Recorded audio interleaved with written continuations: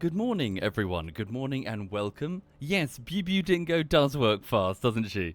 Yeah, she's done an amazing piece of art here, showing Lulu's hammock face. So this is what Lulu looked like when she hopped into a hammock with me, and we were chilling out and just swinging in the breeze in my garden. You see, I have a hammock that's been bought for my birthday. Disappointingly, I can't really use it that much.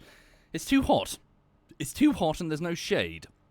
So what should be arriving today, annoyingly, like all the way in the evening, is a large parasol that I've ordered. And even still, I need to get the weighted base for it before I can use it properly. I'm sure I can just weigh it down with some slabs or whatever. So, yeah, I need to get some proper shade, otherwise I just cook. It's awful. The heat in the UK is really, really quite awful. Additionally, you would have laughed this morning. I would love to show you guys it in picture form, but I don't want to be a bit too doxy. My conservatory looks ridiculous. At around 6 in the morning, I woke up, got up a ladder, went to the conservatory with a 4-meter wide tarp, like a heavy-duty tarpaulin, and I was flinging it over the conservatory to try and lash it onto the glass, on the outside of the glass, to try and get the sun to fuck off. It's just so scorchingly hot that I'm seeing if I can just come up with a cheap and temporary solution which I can deploy. I think you call them sunrooms, Thad. So imagine a room, but all the walls and ceiling are made out of glass in frames, like a greenhouse. Thank you, Skagzilla and Kaza and Hopping Skipper. Thank you, all of you, and VKM Spooge. Thank you. So yes, I was faffing around, basically trying to fling this this tarpaulin over the top of the conservatory, and I sort of succeeded. It's sort of over part of the glass, and I'm just hoping that if I can just get a bit more shade in the conservatory, then maybe the building will cool down, because somebody made a rather silly decision to build a conservatory with no door, so it's just like an open plan thing with the rest of the building, and also it has no blinds or shutters or anything. So yeah, in the summers it's an oven. It just heats up the whole building, and the temperature is inescapable, especially if there's no wind to move it around. And yeah, it was a very poor design decision in my opinion. So I'm gonna have to no interior door, Frag Lloyd. Like no interior doors at all. I mean, there's obviously doors in like the bedroom and the toilet. Well, there are doors, but there's barely any. It's all like open plan, that sort of open plan thing. Thank you, Chin Skanky. Thank you very much, Chin. Yeah, so it's just scorchingly hot. It's just really, really, really hot. The glass is tinted, not whiz. It's just hot. It's just so hot in the UK. It's just so hot. Hang on a minute. I've got this bottle that I'm trying to open. I've got these warts all over my fingers. I need to put some acid on them, but it's gone solidified around the lid. Fuck's sake. Anyway. Right, I'm just going to drop in and play a bit more Kerbal, so hopefully the tarp will stay on and it won't take my conservatory roof with it. Behind me, we have a flop... No, I don't. Nope, Stream Deck's not working. 1 minute. Relaunch it. There we go. There we go. Behind me, we have a dog who is flopped. She's got some painkillers in her now, and we went for a walkies. We sat in a park on a bench in the shade, and we played fetch with her ball, so... Yeah, she's fine, she's happy, we're all good. And if you hear this, BBU, thank you very much for the wonderful art. Right, let me load Kerbal. So, resume save game, there we go. So last night, in Kerbal Space Program, we were still performing Jool... Well, we did two things. We were performing Jool operations, which is to say Jupiter. We're trying to send a refueler over there for the shuttle that is flying around because it's out of fuel. And my original plan... Hang on. My original plan was to simply make fuel on site at Jool and transfer it into orbit. But it turns out that's actually fairly tricky. Yeah, it's not as easy as I expected it to be. Moving up and down, and yeah, by the time you get into orbit, you've got only a limited amount of fuel to be transferring anyway. And yeah, so instead, I've decided to just send a big fuel tanker, and that's what we would do. Yeah, so picking up from last night, the fuel tanker is on its way up, so it's going to go up and then make a lazy... Is it on its way up or down? They might be coming down already. I think. I can't tell. We'll find out in a minute. But we're about to do... No, it's going up, isn't it? We're about to do a maneuver to try and do an intercept with Lathe and, link up with the shuttle to refuel it. So how long until that maneuver? Cancel these. So 286 days. Additionally, I did a probe last night where I sent it over to Moho, which is Mercury. And even though the probe mostly failed, I did gather some very useful data concerning delta V calculations and what exactly I would need. Right. When I started making videos to lure the Bambis into the DayZ server, did I ever think I would end up creating a community of such amazing artists? No, not at all. Their talents feel wasted on cunts like us, but they're hugely appreciated. Very much so. What's that over there? Jool probe. Oh yeah, we've just got a long-range Jool probe. Okay, let's snap straight to the refueler. Okay. Right, go here. Go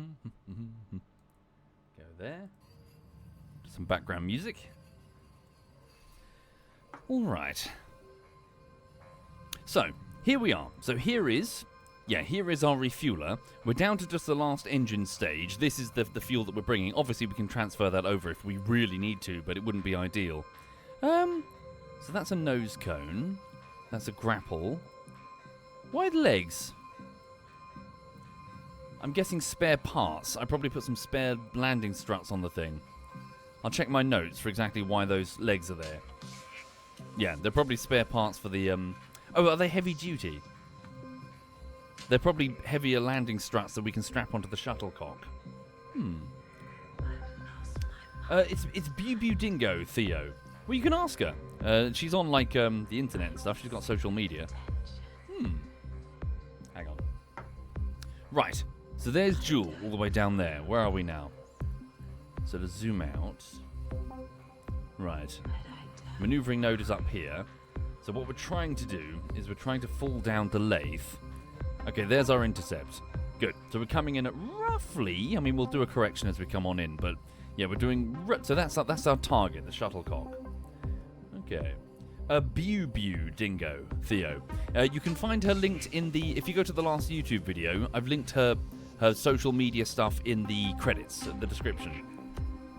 I need to get her paid as well. Right. Okay, so let's just warp to next maneuver. Here we go. So we fly up to the maneuvering node. Right. Can I get an overview of my fuel, please? Yes, indeed, Nerdy. I put money in the hands of artists as much as I can. Or rather, all the time. I don't use AI in any of the videos. Alright. Thank you, Struble. Thank you very much, Struble.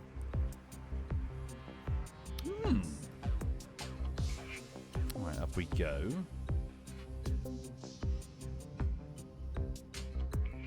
Okay.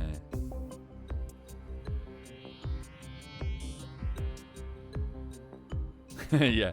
I only use ChatGPT for legal and health advice. To go through terms and conditions to explain what the terms mean. And to give me a workout routine with my arms. Alright.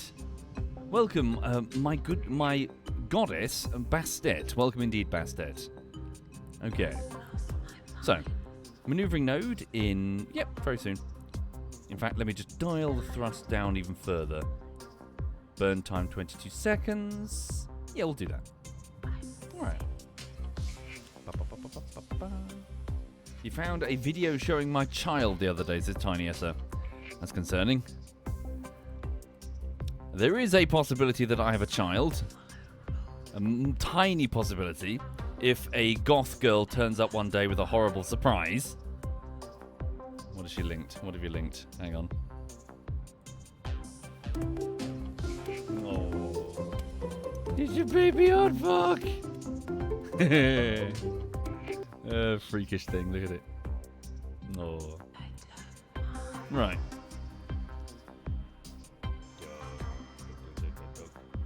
Dog belly. Right, okay then. So, I missed the maneuver. Quick. Burn, burn, burn, burn, burn.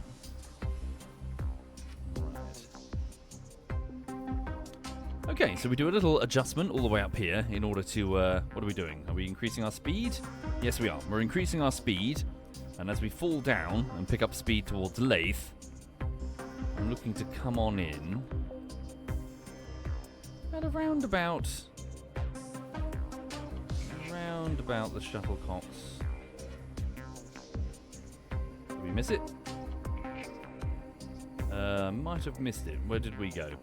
I think I missed the intercept. What's that? There's a Tylo intercept. Okay, I've cocked it up. Wow, I've completely cocked it up. That doesn't look right at all. Hold on a second. What have I done? I feel like I've completely messed it up. In 2 hours, sooner than that. In 11 minutes.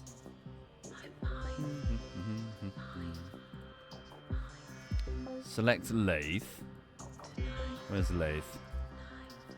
Okay, the target is... This is the target. Okay. First maneuvering node. Select the maneuvering node. What did I do wrong here then, eh?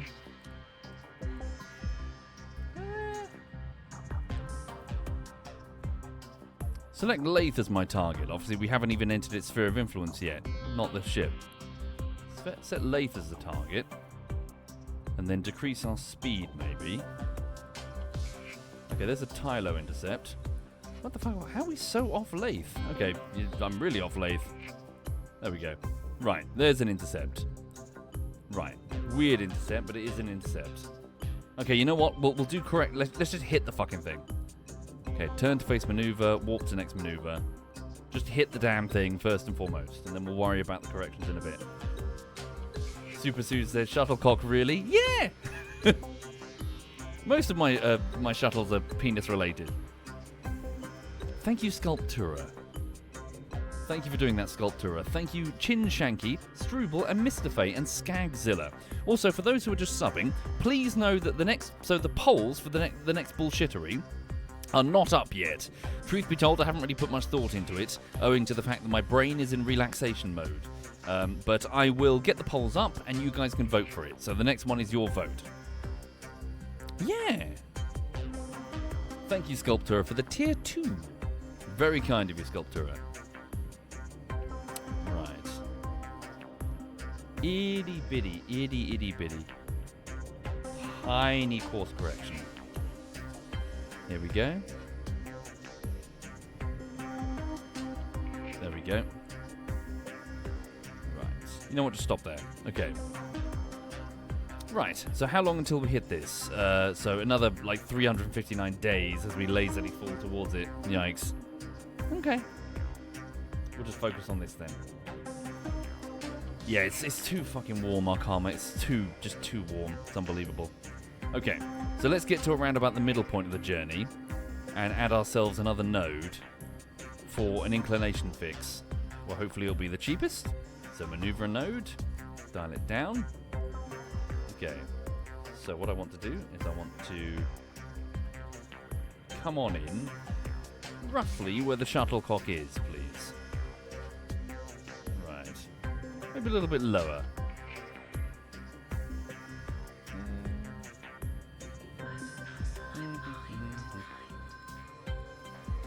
No. Maybe I need to get a bit closer. Or do I need to do the inclination fix within... Hang on. Get a bit closer. What about here for our second maneuver? Maybe I have to be within the sphere of influence for Lathe. Just in high orbit. Yeah, the later you do it, the more expensive it gets. But I'm just trying to get the inclination fix right. Temp. How much will that cost me? There we go. There is an inclination fix, but how expensive? Zoom out. 59 delta V. 8 delta V. That is kind of what I want, though. Yeah, we'll take it. We have 1,000 delta V left. I mean, what would it cost me to circularize? Hang on. To circularize here, it will cost me... roughly... 1,000 delta V. Okay, looks like we will be dipping into the fuel a little bit. What if... So 1,000 delta V. What if we, going what I learnt last night about doing so burning at the Perry. What if we brought the Perry lower? Would that be advisable or not? Hang on. What do we cancel that? Go here.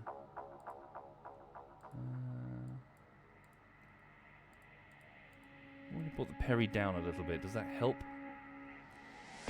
Hi there, Azines. Any plans to mine on the planet? No, not currently. Lathe has an atmosphere, so I imagine it's probably going to be difficult.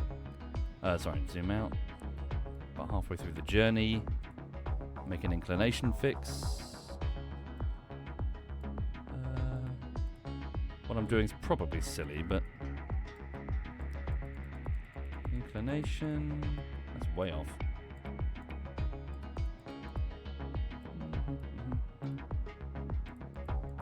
No, maybe it doesn't need to be closer. Thank you, Ant-Man, for the raid there. Hang on.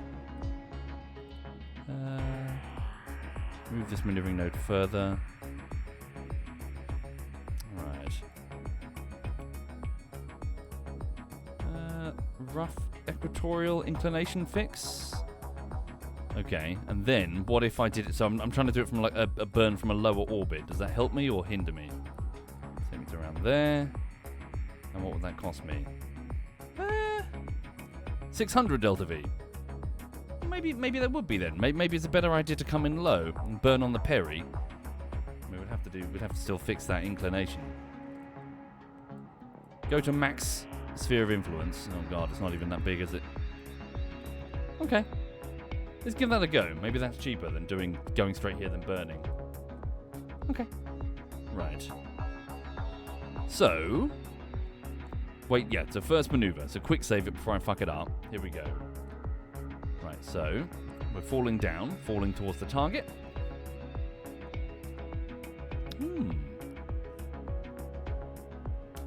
Right. Sorry, what did Callie say? Devastated by the cost of meds. Fuck. Sorry to hear it, Calligator, wherever you are in the world. Shit. Yes, me too, Aurelius. Yeah. Kind of sucks that they took it away. I get it. I understand Twitch's reasoning, but, you know, does kind of suck. Hang on, did we reach the first node? No. The first node is over here.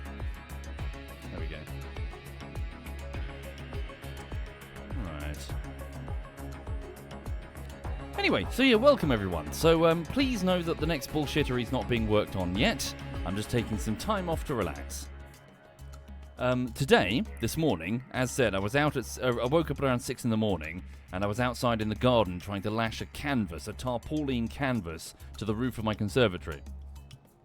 No, they took it away years ago, but Hesty Peppers. Thank you, Minecrary, and thank you for saying so. Alright.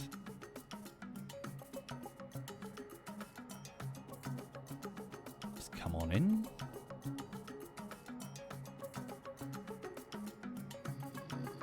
Right, 65 days. We're picking up speed as we fall towards Lathe.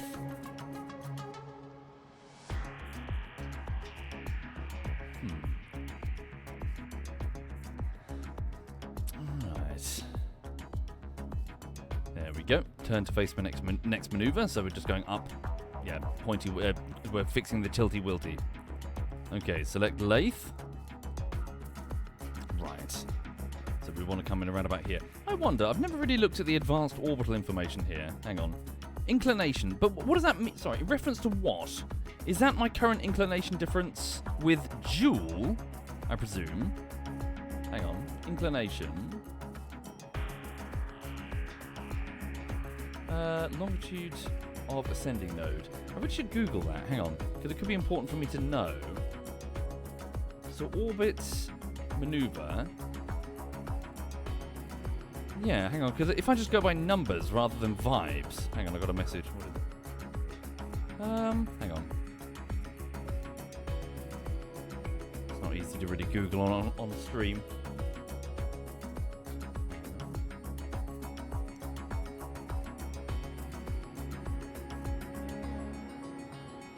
Purple says, a vid is missing from Honeypot Hill on the closet. I think it was around 15.8.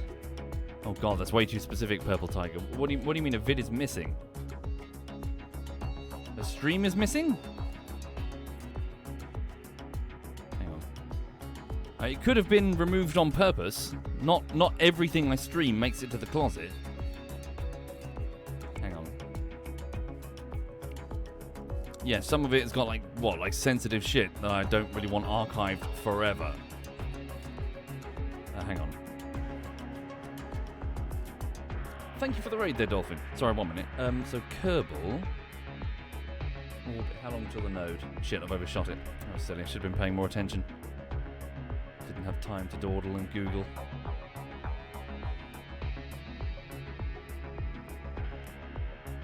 Alright.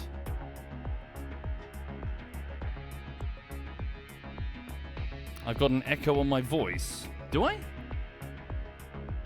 Hopefully not.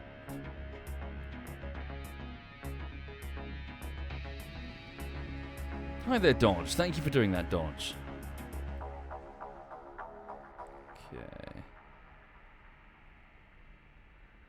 There we go. Right. That attempt at an inclination fix was awful. Whatever I was attempting to do there, it did not succeed. Confirm. Okay, what am I attempting to do now? So that's my circular... No, wait, there's another maneuver there. That must be the inclination fix. Okay. Oh, shit. I'm sorry to hear it, Dodge. You got a poorly Labrador. Oh. All the best, Chewy. Hang on. So, Kerbal... hang on. What is it actually called, though? Advanced Orbital Info... Panel... Explain.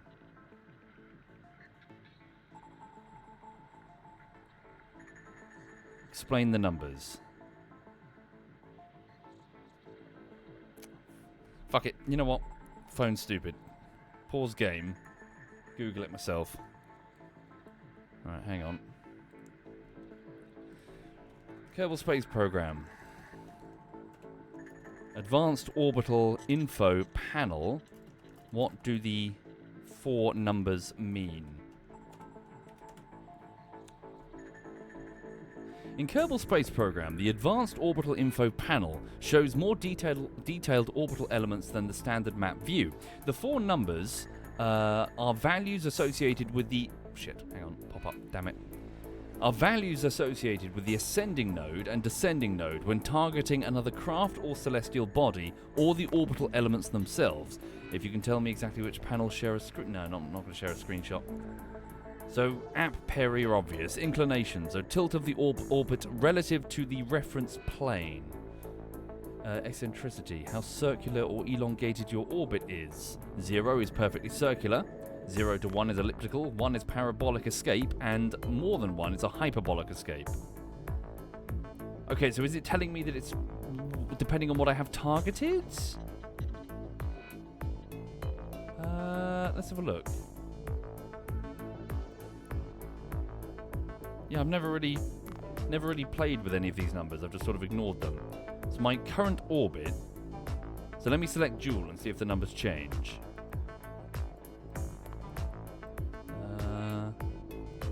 Val... Can't seem to select it. I know not why. Hang on. Weird. Orbit... Quick save it. Hang on.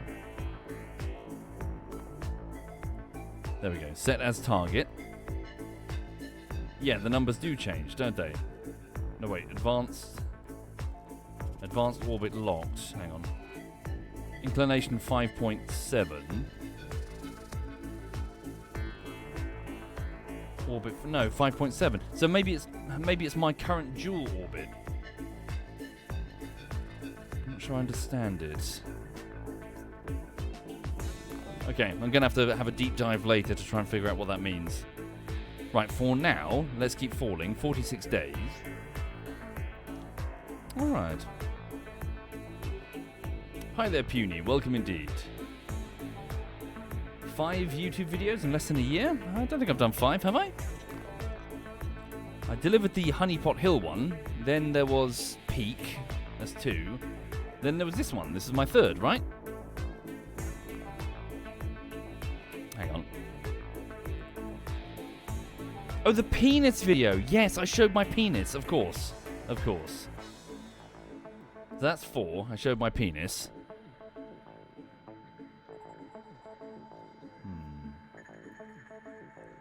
Yes, most people didn't see that, unfortunately, because it got me banned on Twitch for 24 hours. And then I put it up to YouTube, and it got flagged as adult content. And then I what did I do? I think did I appeal? I did something to say, look, it's obviously censored. What do you want about? And they went, oh yeah, okay. They still left it as adult flag, though. Sorry, in Conan. Alright. Okay, so burn time is a full minute? Really? Apparently so. Okay, maybe it is, yeah, because of our low burn. Hang on. There we go, 18 seconds. Right.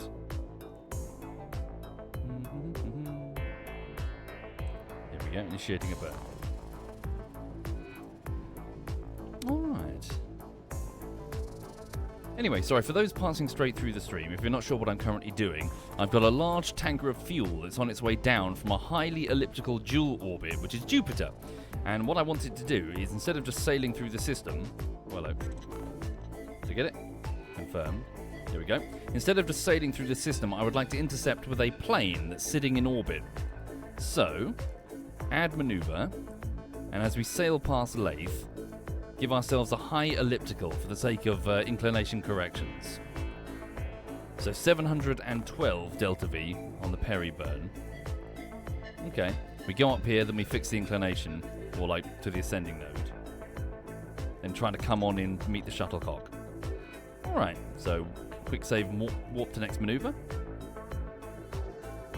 Alright, here we go. And boop, here comes a lathe capture. So hang on, yeah, look at my inclination stats. So 1.1. 1.1. Okay. I'm guessing that must be its celestial equator. And then 16.9. Gotcha.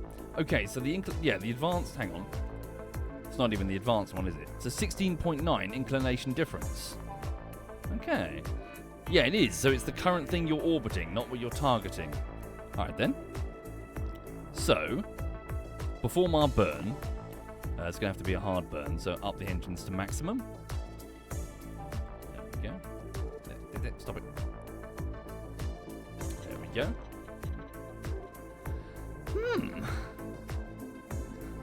Is Tiny Essa being a troll again? Uh-huh. Thanks.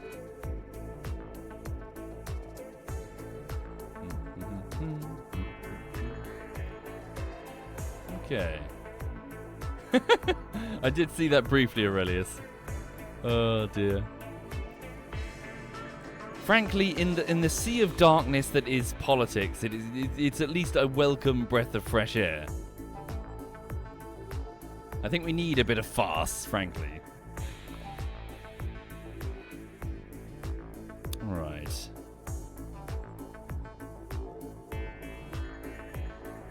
Okay.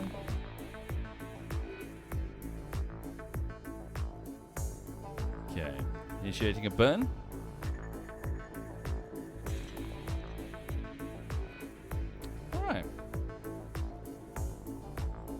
So what we're doing now is we're slowing down. So this blue line, for those who don't know what's going on, is currently where we're going, and we're just going to sail free of this gravity well. Imagine it like a giant cone that's bending space downwards. We're sort of swinging in, and we're going along the edge of the cone, but we're traveling so fucking fast that we're going to be flung free of it, out of this cone and into this bigger cone, which is the gravity well of this gas giant. So what I'm trying to do is slow down, so instead of going whoop and out again, we start circling the drain of it.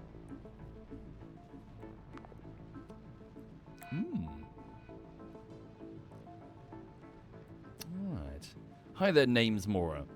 The Meets Frenchie, my Womble Meets Frenchie Puppies video popped up on your feed. I know, she was so tiny. I keep telling the story names, but she picked herself. I was lucky enough to be the first man to see the litter. I got first dibs. One bitch was off limits because it was going to be their next sire, or next bitch, I guess, for their next puppy litter. But so I couldn't touch one of them, but I was allowed to pick any one that I wanted. And so I picked a big brown male, because I decided that I wasn't going to go with the runt. I wasn't going to fall in love with the runt and take pity on it. I was going to go with the strongest and healthiest one. So I picked what I perceived to be the strongest and the healthiest one. Anyway, that big brown male was suddenly bitten on the nose by the next biggest one. A female, a black female. And that second largest one was basically a little bossy boot. She was going left and right and biting all the other puppies, and then biting my hand, and then biting the owner, their breeder. And I would try to play with the other puppies, but it would just follow me around and bite my hand. Obviously, it was Lulu, the second largest in the litter. She picked herself. So I was like, okay, there we go. And the other part of the story that I often tell is that the breeder then took out a little pink collar and put it around Lulu's neck to indicate that Lulu was reserved. I think there was a deposit, but Lulu was reserved. No touchy. Anyway, I turned back like 8 weeks later or something to pick up a larger puppy, and I was handed a puppy with a brown collar. And I went, I think I had the pink one. And anyway, wordlessly, the breeder took off the collar, flipped it round to the other side, and it was pink. The brown was just filth. Puppies are disgusting. They're fucking revolting. It was just filth. I was like, ew.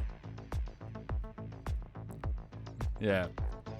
And it wasn't the breeder's right. They are fucking disgusting. I got Lulu back and she was just, ugh. There's shit everywhere. I'm so glad she's out of her puppy phase, because, Okay.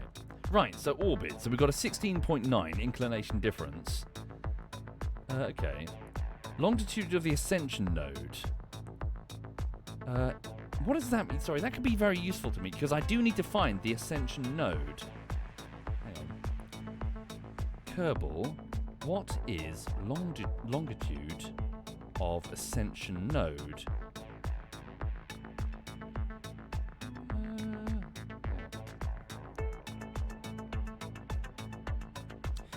So the longitude of the ascension node, or LAN, is an orbital parameter that describes where an inclination orbit crosses a planet's equatorial plane from south to north. It measures the angle from an arbitrary fixed reference direction in space, day 0 at the start of the game, to this ascending node. Okay, so when you set a target like the Moon, Minmus, or another vessel, Kerbal Space Program will calculate the geometry for you and displays an ascending node, AN, and descending node, markers in orbit. So obviously I don't have that right now for a planet.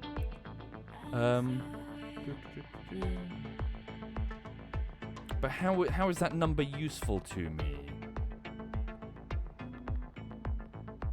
I don't know. So 145.1, the longitude of the ascension node. I mean, the ascension node is here. Like, just eyeballing it, I can tell that it's here. That's its celestial equator. So the equator stretching out into space. The ascending node is here. So if I add the maneuver,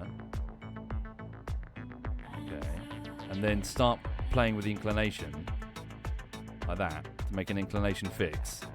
It's quite expensive, isn't it? Oh dear, it's too expensive. Oh, hang on a minute. No, what am I doing? Target the shuttlecock. Right. Obviously the shuttlecock is the target. So, descending node, yeah, there's the equator, never mind the equator of the planet, that's the orbit that we're targeting. So the ascension node is here, with an inclination difference of 16.2. So if I subsequently burn down, okay, where will that take me? Can I get the... Where is it? I need to match that inclination. That is a pretty substantial inclination difference. I could have done a much better job. Okay, yeah, I definitely could have done a better job. Okay. Caliber, you might not be able to see it because it's flagged as 18 only on YouTube. So I guess, how do you get around that? I don't know how you get around that on YouTube. I guess you got to see the mature content. Google how you get around that.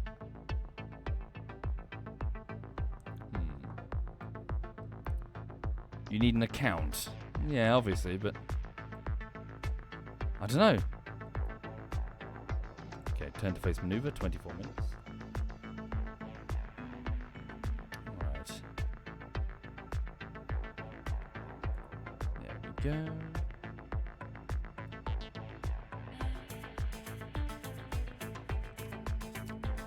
Right, arriving at the ascending node.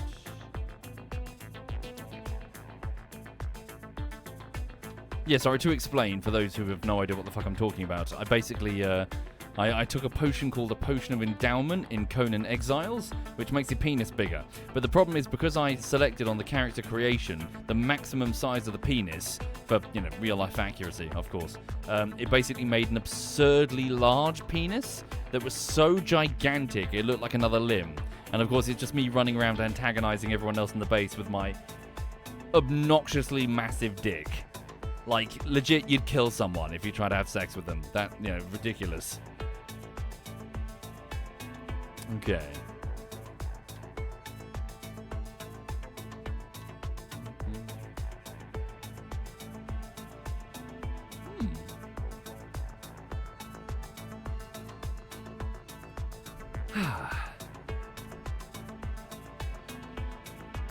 Sorry to hear about your back pain, Sego. Hope you're okay.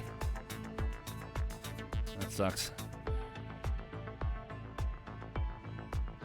Alright. There we go. Right, so we're fixing the tilty-wiltiness. Inclination difference of 6.7. Right. Oh, fuck, I did the number. Yeah, fuck, sorry. I fucked up. Okay, let's transfer a bit of fuel. There we go. Alt, isn't it? Yeah. And then in. And stop. There we go. Right. Okay. And that should be close enough. Okay, so then, what do we want to do? Okay, that radial is totally off, isn't it? We probably want to switch that off. Where's my Perry? It's the biggest inclination difference at the Perry. If I reduce, what would be the better call?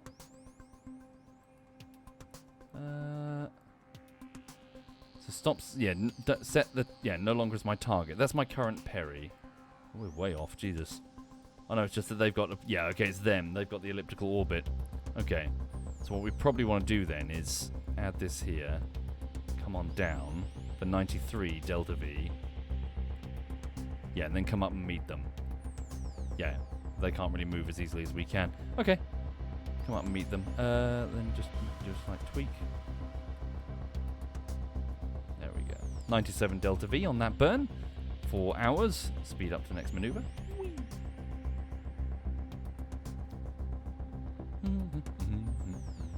Thank you, Neubert, and thank you, Sutajin, and Boy Blur, and Ivani. Thank you, everyone. Yeah, no, I hope everyone's well. I hope you're having a lovely start to your Friday. This evening, I'm trying to get like a game organized, a multiplayer game, but I must admit it is a little bit tricky. I need to do like lots of whispering and attempts to get a group together this evening. So it's a bit up in the air. So I'll let you know. I mean, it's not up in the air. It's more that there are still slots available for a thing, but I can't talk about it. But hopefully, if it works this evening, the stream could be very entertaining. If it works. Right. But again, there's lots of and ha's and oh fuck, maybe it's just not going to work. Alright. Thank you, Lewis.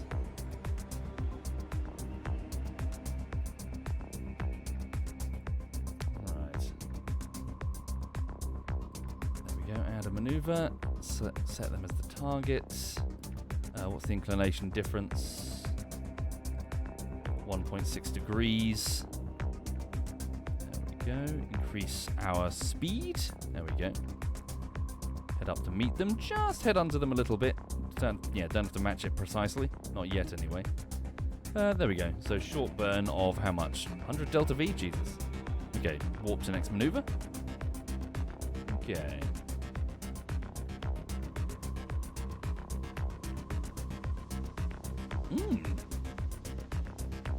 Yeah, maybe I should have tried. Next time, you know what I should do? I should, instead of just trying to eyeball the celestial equator for Lathe, I should have selected the shuttlecock as my target and tried to inclination match it on the going in. That's what I should have done.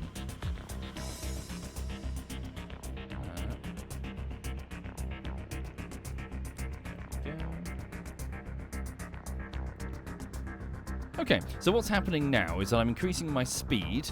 The old sort of example that I keep giving is imagining two joggers running on the same racetrack, but one is on the inner track and one is on the outer.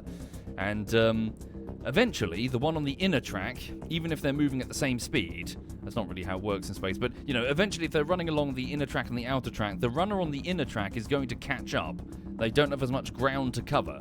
And so that's what I'm doing. I'm essentially I'm on the inner track running around, and eventually I'm going to catch up with them because they're moving slower around the outside track. And what I'm doing is by increasing my speed, I'm shimmying along like one track at a time, one lane at a time, until I get close to them, and then when I'm alongside them, I fist bump. That's what we're doing, essentially. So we're sort of running along the inner track. There is a 1.6 inclination difference between us, though, so let's see if I can just correct that. And the ascension node, add a maneuver, right-click, itty-bitty little maneuver. More delta V than I've expected. There we go, warp to next maneuver. No, I'm not familiar with the three-body problem, Argon. Alright. Just a bit more fuel. The rest is for them, so don't go mad. There we go. Right.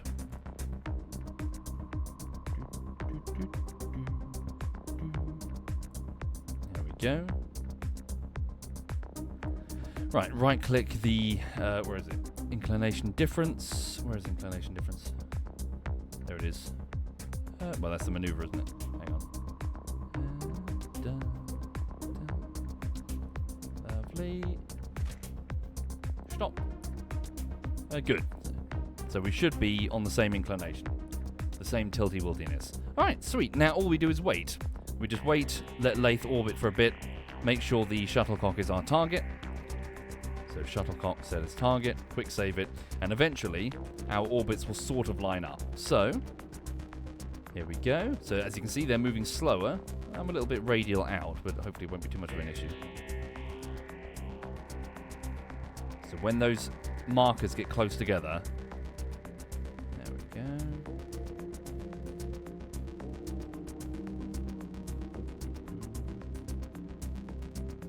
Come on.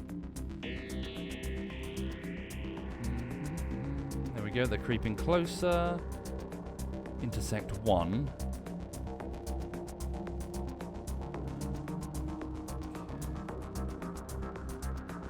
There we go, they're creeping ever closer.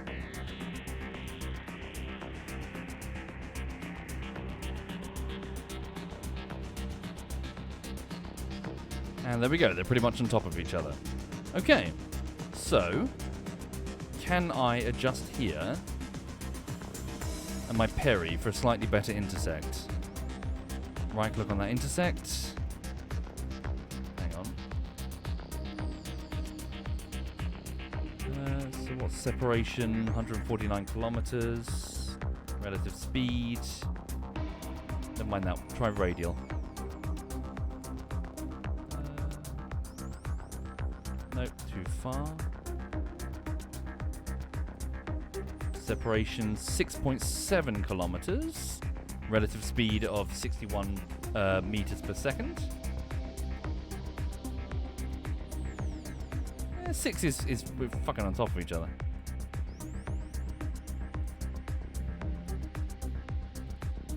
$2 kilometers. Fucking 2 kilometers. Just bang on. 5 kilometers. 1.5 kilometers.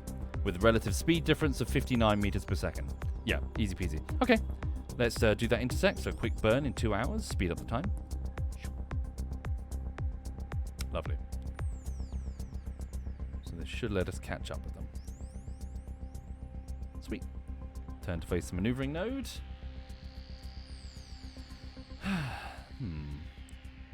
That should be fine, Regathian, I think. Alright.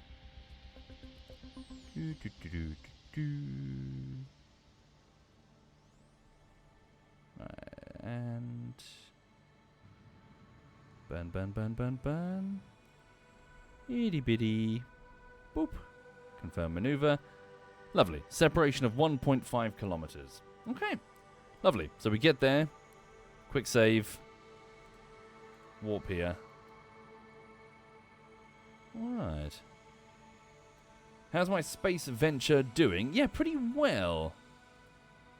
Hang on. So, we're approaching.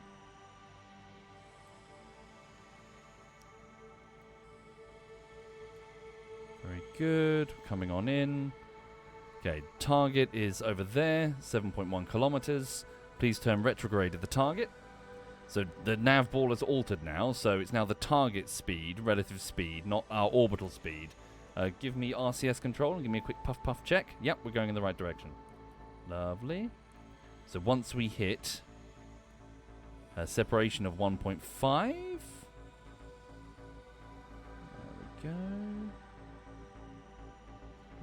And where are they? There they are, 1.5. Initiating a burn. So we're slowing down, dropping my relative speed. There we go, and cut. Perfect. Then please turn to face the target. And we may as well just burn RCS propellant. Save the fuel. Very good. Very good. Initiate RCS. Right, so monopropellant funnels are basically spewing out hot gas. It's a mechanically simple thing. My understanding is that it's simply an element exposed to a catalyst, which is generating lots and lots of hot gas. As such, they're tiny, easy to install, super toxic though. It's hydrazine. Don't get that on you. As that film, the Europa report, showed. But yeah, it's a little hot gas puffing us along. All right.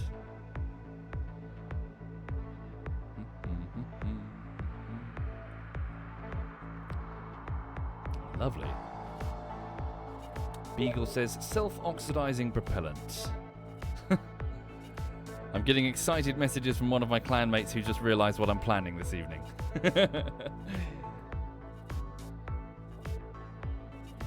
Hang on, so I need to respond. Hang on, because it's a bit of a private event. So he says he must be a zoomer. This is Poggers. He says, would you like a spot then?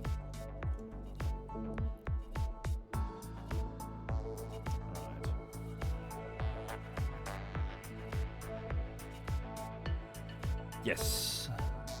Okay, sorry, no, hang on. On stream, we'll read your response later. Right.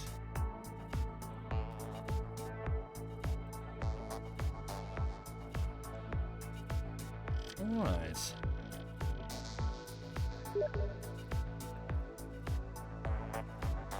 Right, anyway, sorry, for those joining, we're currently drifting towards the Shuttlecock, which is the name of a, well, shuttlecraft that's currently orbiting the moon of Lathe.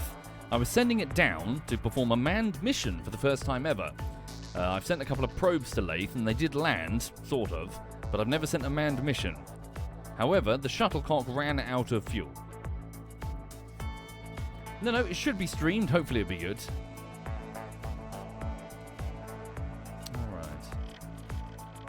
again, we don't know if it's even going to work. So there's some testing that's being done. Right. Right, sorry. I need to read that later.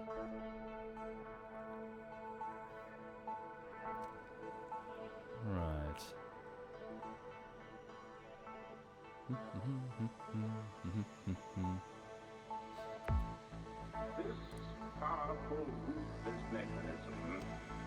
Bear with me, Jinx. Sorry, it's a bit up in the... I've mainly been contacting people who already have the game, and I'm pretty sure you did not. But I'll contact you later if you like. Then again, actually, you're in Canada. It's tricky. Okay, let me have a look. It might not work for people in Canada. We'll see. We'll see. Geography does matter here. Alright. I can't talk about it. I'll talk about it later. I'll send you messages, Jinx.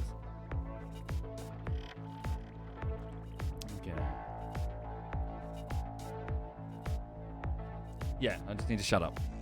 Alright. Okay, so we're 500 meters, just drifting in on the monopropellant to save fuel. Right, there we go. So the grapple is activated. Alright.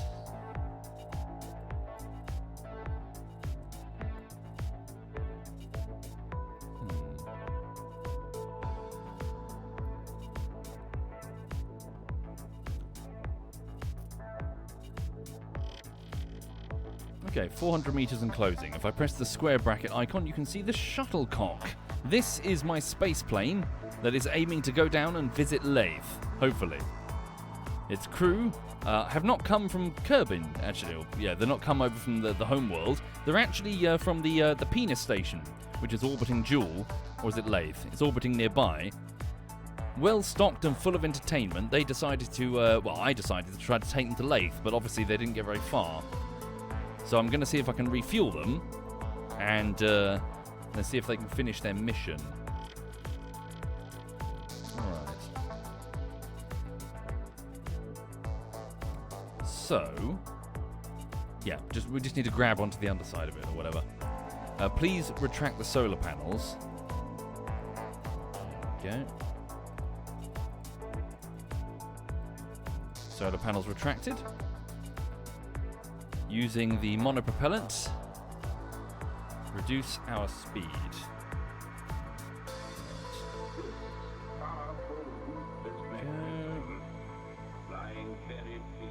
Steadily reduce our speed. Start moving the grapple over the targets. Let's go. Shit, I'm gonna miss it. We missed. Whoops, slight bonk. Okay, select that as my target, please. Just reduce speed to 0. Okay. We're fine, everything's fine. Okay. Kill RCS, please. Right, could I have... Lift up the plane. Present a nice, obvious target. Okay, stop. Very good. Then select that as our target. Target set. Switch over to the gyroscope only, please. Okay, that's the anti-target. We want the target. Right.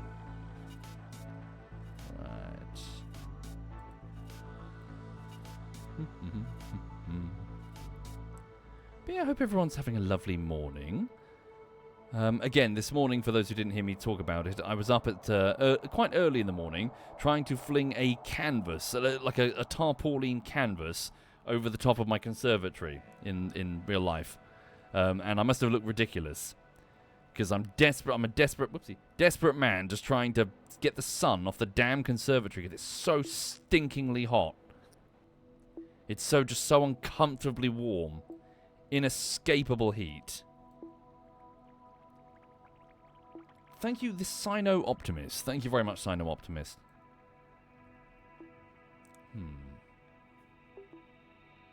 Mad John is soaking in a lukewarm bath to relieve some back soreness. Oh, fuck. Sorry to hear you've hurt your back, Mad John. But you say it's rather delightful.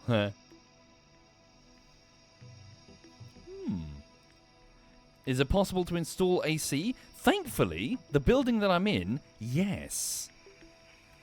But I'm wondering if... What I'm thinking of doing is... I wonder if I can install the American version of the air conditioning system. I wonder... There must be some company somewhere that does it. What they seem to do is that they've got these large machines that they put in their attics, sort of suspended above the rafters. Or is it the purlins, or whatever they're called? In such a way that the vibrations don't travel. And then they have these big tubes which they put throughout their lofts, and they go to these vents you see in the ceilings of each roof. I got a little bit, I suppose, lucky because the bungalow that I'm in has not yet had a loft conversion. It's just open space, so that I might have the ability to install an American-style air conditioning system.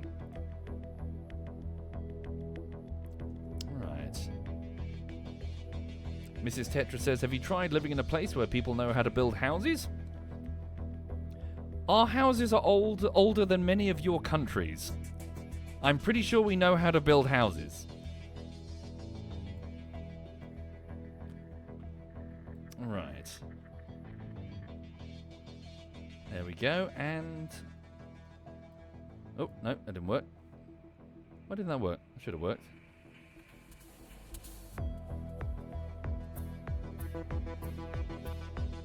Right. That's true. Yeah, go to... Actually, you mentioned that. My mum actually went on holiday to Italy, and she said she was fascinated to see a type of house that exists there. She said it's a tourist attraction because this style of house that they make in Italy, it's a tax evasion scheme. Apparently, it's a style of house that can be erected and deconstructed fairly quickly, so it can be moved based on taxes. Oh, it's bloody Italians. Okay, hang on, why is this not working? It is armed.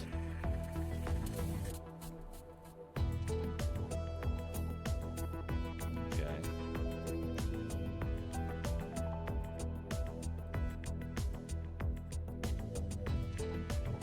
Right. Maybe just lock onto the main body of it then. Just drive. Forward ho.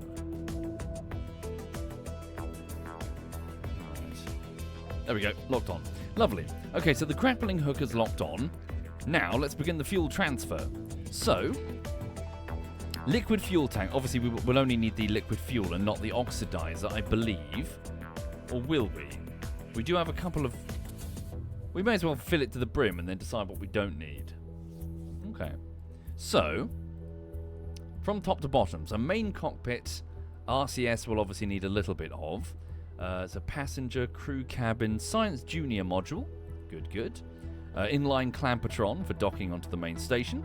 Service bay with a bunch of science experiments on it. There. Liquid fuel. We need liquid fuel. Okay. So please select the jumbotron and drain the liquid fuel. We've got loads of fuel. We may as well just leave the refueler here. Could always come back to it if we need to.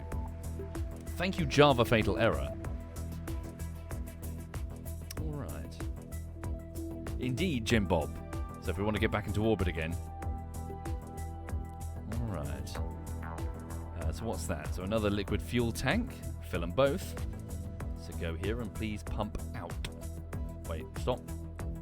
Out. There we go. Well, we might need the oxidizer. That's the trouble. Bab.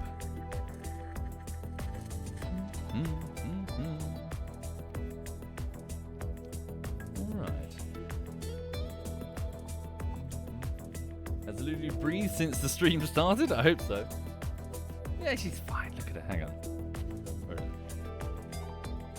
it? Yeah, she's fine. She's flopped. Big fat belly. Full of treats. Have a look at this. For those who did not see the start of the stream, Bebu Dingo drew this.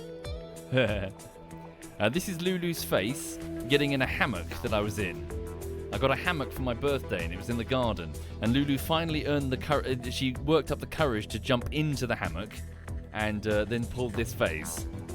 She sat sort of between my legs as we rocked back and forth, and she just sort of looked back at me with this look of just head empty, only hammock. Yeah. Is that loss? That's BB Dingo's like artist sign thing. Now that you mention it, 2 figures. It could be loss. It's almost loss, isn't it? Not really. Yeah, she's happy. Right, hang on a second. Right. So I was checking something, opening up my email. Because today I've got a delivery arriving of a parasol for that hammock, so I can put some shade on it. Nope, still ages. Also, 1 minute, I'm just going to go into the back garden to make sure that the canvas hasn't blown off. 1 second.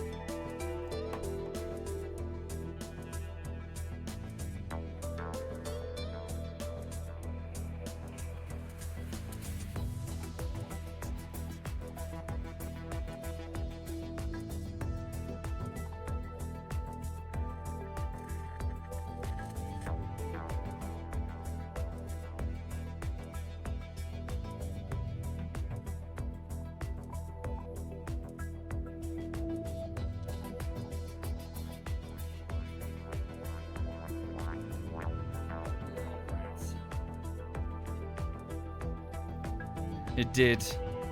Canvas blew off the roof. Damn it. The sunlight is pouring into the conservatory, roasting everything. So what I've done, you see, is I've taken this canvas and I've sort of lashed it to the top of the conservatory. But the problem is, based on the geography of it, I can't get to one of the corners. So I can get to the 3 corners out of 4, but the other corner is basically tucked on the far side, like right down this tiny gap between the 2 buildings. There's no way to safely get over there. It might be if you were to climb up onto the roof, like full on get up with a ladder onto the roof, but that is a level of danger that I don't really want to go with just for the sake of strapping down a cheap bit of canvas. What I was trying to do this morning is take... Where are they? Oh, they're not here. I was taking some little drawstring bags and I was putting fishing weights in them and tying them to that corner of the canvas in the hopes that I could simply weigh it down, you know, shimmy it along the conservatory and just have one corner that was weighted. But it was making it way too complicated because the weights were stopping it from getting over the top of the conservatory in the first place. So, maybe what I could do... magnets might work, blue-eyed. That could be an idea. Yeah, through the glass, maybe. That could be something I could attempt. But what I could do next time is... what if I put like a long piece of string and throw the canvas onto the roof and maybe see if I can hook the end of the string with a pole or something? And pull it. I don't know. I'm going to have to play with it for a bit. But yeah. Oh well. And it was attempt number 1. It can only cost me like 10 quid anyway. So if it doesn't work, then no biggie. Just fold up the canvas and then different plan. Thank you, Toknor. Thank you very much, Toknor. Thank you for saying so, Toknor. Yeah, I hope people like it. All right. Get a drone and fly this ring over. Legitimately, that could work. As in, getting a drone, it would be able to reach that. But maybe it would be easier to just fling like a piece of string with a tiny little weight on it or something, just to get it down the gap. No, that's the trouble, Hangarona. There's no... It's not... so, how to describe it? Like, imagine a semi-detached building. So, 2 back-to-back houses, right? And then where the back of the building is, both buildings have been extended. So they have their own extensions, but they can't touch legally and building-wise. They can't use the same wall. So there is now like a 3-inch, 4-inch gap between the 2 buildings that I can't squeeze down, and I can't get to that far corner in the gap, if that makes sense. It's not going to work. You're right, sweetie. Anyway, I'll have to think of that later. Anyway, so here, yeah, sorry for those joining. So, yes, we've managed to almost finish refueling.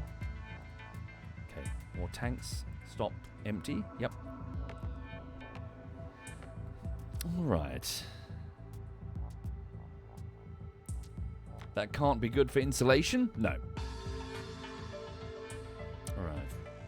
Have I tried a large stick? That's plan B, is it? Yeah, that's what I'm thinking.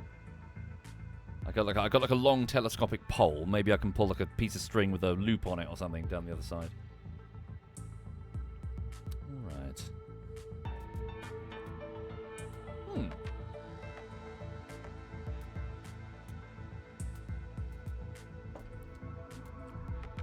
Right, there we go. Fuel tank's full. Any more for any more? Nope. Still more. Do the wings have fuel? No, not these wings. Some wings do. All right. Good. SD Pepper says you can't believe you're doing this inside instead of simply sticking it on the inside. Again, as I said in the pre-stream, my understanding is that if you are putting material on the inside of the glass, you've already lost, apparently. Because once the heat is inside past the glass, it's game over. You want to stop the sun from hitting the glass in the first place. I don't know, just what I read. Alright. Any more? Oh yeah, these are tanks too. Holy shit. Loads of fuel. Alright.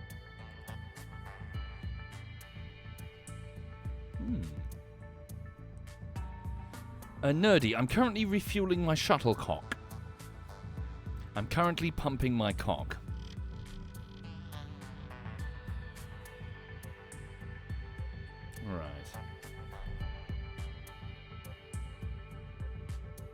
Right. No, this is vanilla, Bab. This is a lander that I'm hoping to take down to the moon of Lathe, which I've never visited before.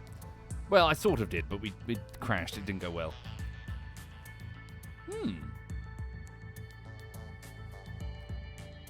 All right.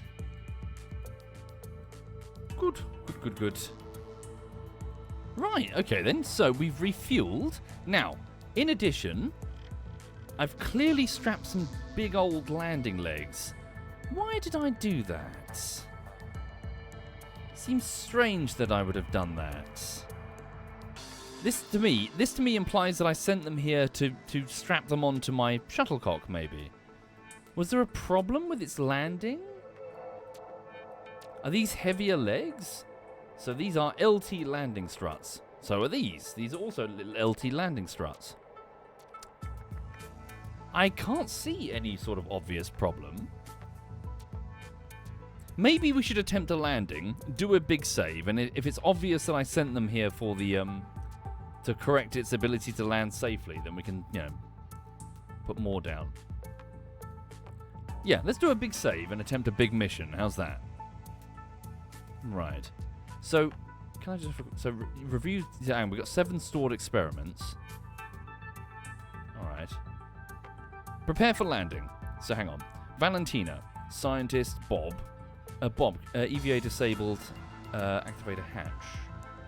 Can you get out here? Go EVA. Bill, can you just EVA... Oh, I see. So, Valentina's in the way. Valentina, can you just EVA? Hatches are obstructed. Huh? Where are you? So, you're in the cockpit. The hatch is behind you. Hang on. No, Venice. I don't really watch trailers, personally. Oh, wait. Good point, Jim Bob. Do you reckon that's the reason? Is it because... obviously, it was to land on its bum-bum.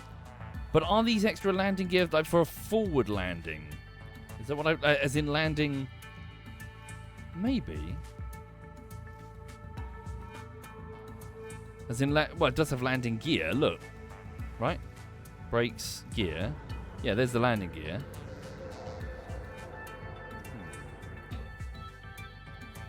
But I see no engines facing down.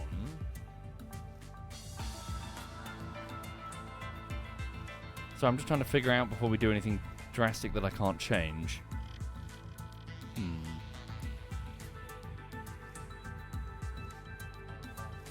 Yeah, good point back. Well, this crew...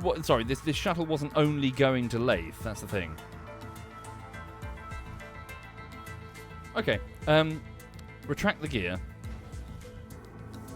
Then EVA. I don't understand why she can't exit. What's the problem here? Can I transfer her? Transfer crew. Valentina. Can you please EVA? There we go, we can EVA. I just had to specify the thing. Then I want you to fly down here, please. Grab onto this ladder and wait for a minute. Right. And switch over to Bob. Where are you? Could I get transfer crew over to the here, please? Transfer crew. There we go. And EVA. Thank you. Step outside for a minute. Alright. Grab. Lovely. I mentioned this in the game of VR mini golf that I was playing yesterday, but I went down a short, like a YouTube rabbit hole, like an anime rabbit hole. I don't really watch anime. I don't really give a shit. But it was quite funny because it turns out that the rabbit hole that I went down was talking about the creation of an abridged series, where like a parody series on YouTube, where someone makes up shit and they start like a. Hang on, are you an engineer, Bill? Who's the scientist? Hang on. Pilot, scientist, Bill's the engineer. Cool. Anyway, I was going down the rabbit hole of looking at this abridged series, and what was really funny about this particular thing is that the abridged series, like a comedy series of someone revoicing an anime, they're all over YouTube. It's a whole ecosystem. And normally, they're normally just quite cheap and silly.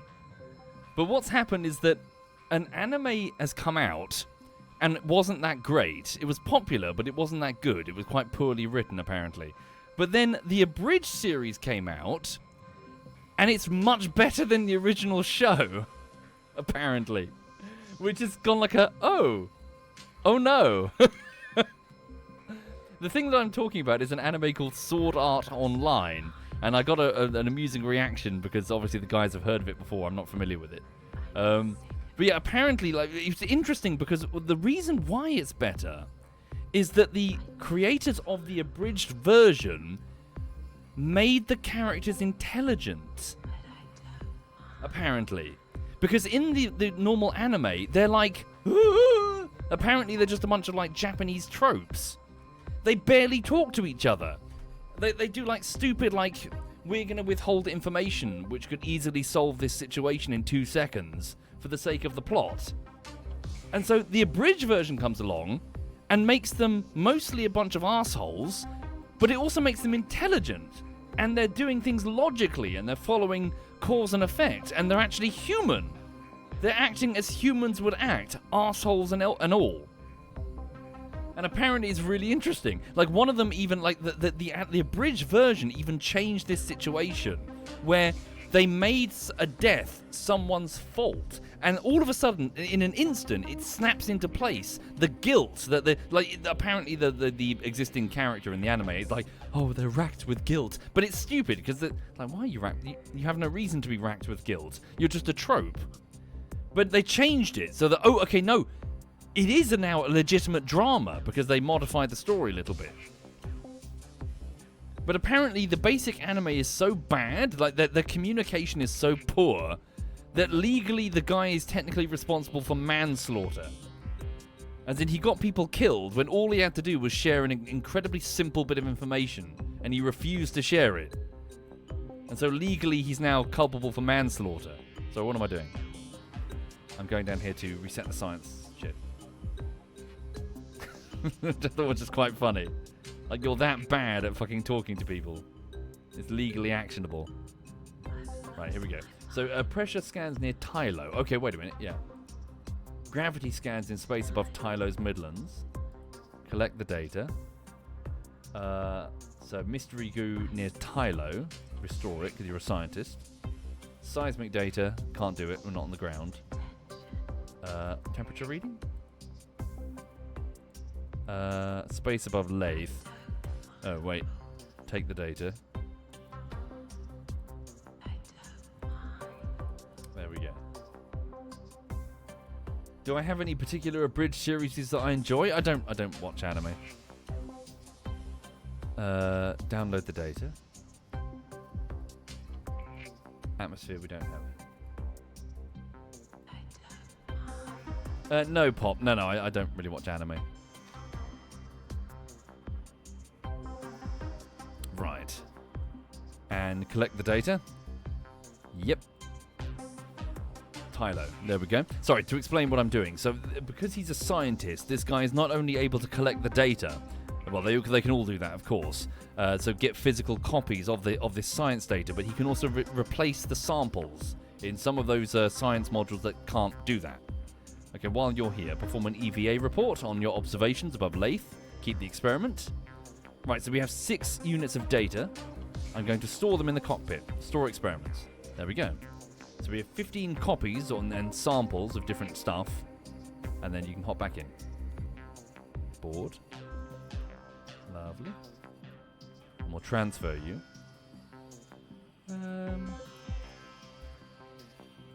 Oh, sorry, and there's another thing. Listening to the video SES talk about this Sword Art Online thing, because apparently they also did this thing where it's chock full of characters that don't mean anything. They turn up and their only purpose is to die. But then the abridged version comes on in and gives them personalities, like dumb personalities, but like it makes you care about them. So all of a sudden, what was like a character that just fucks off and dies and you don't give a shit in the anime, in the abridged version, it's like, no, not that guy. He was funny. Yeah. Apparently it is. It's quite interesting, I'm being told. Okay, hang on a minute. Who are you? Is this Valentina? Sorry, Valentina, wait a second. Could you go around here? Right. Grab. Right. Yes, Supreme Wolf. I once dated a goth. She was into anime. If she's watching anime, you're watching anime. And as a result, I watched Serial Experiments Lane, yes. Right. There we go. So what I'm doing now is I'm using the skills of the engineer to transfer some ladders over. They're generally pretty useful, frankly. Just help your Kerbals grab onto shit. Alright. Fusion says you're dating a goth for the past 4 years. She's great. Yeah! They're fun. Especially when the boots stay on. What? Right.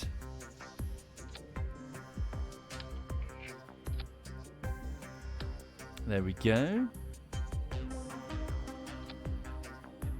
We'll sort out the symmetry in a minute. Just get them on the ship. Right.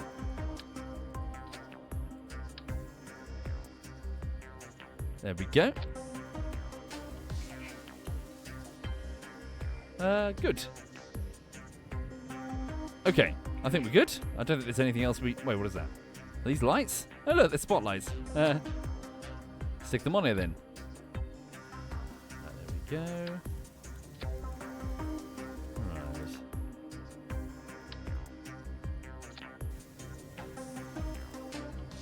Okay.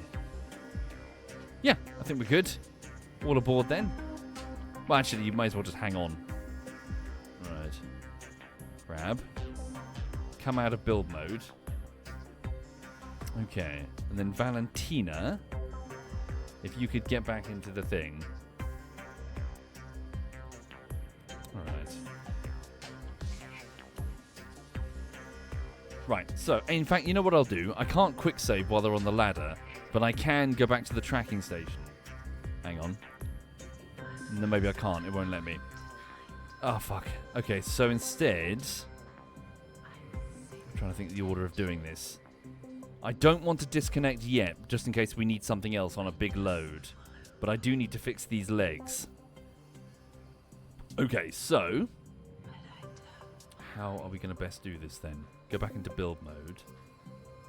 Shimmy this ladder as far down as we can shimmy it, please. Put it there. Right. Then these landing legs. So did I... Again, I don't know why I bought these landing legs. Let's assume that I bought them for the sake of not landing on the bum-bum. Or rather having a bit of a safety net if we do fuck up and land on... If we do fuck up and we land on the plane's belly. I think I fucked it up, haven't I? Yeah. Pretty badly fucked it up. Shit. How do I get rid of everything I've just done? Yeah, just snap it. There we go. I snap that there. Snap this here. And obviously it's going to be screwing with our aerodynamic everything, but just thinking if we have to land and belly flop. Okay, and the nose as well. We don't want that striking the ground. And there are back gears, so zoom out. So what I want to do is it's very crowded at the front though. That's the pickle. It's very crowded. RCS thrusters. That's one of our parachutes. We can put that there, but it's just going to block the door on the other side. All right. Shit. Not ideal at all. No. Okay, and these ones, flop these facing down maybe.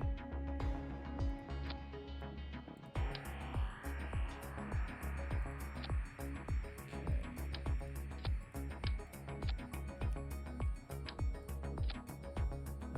Maybe just pop these here. So downwards facing lights, just so I can see where the ground is if we're landing and it's not daytime. Okay, Right, so...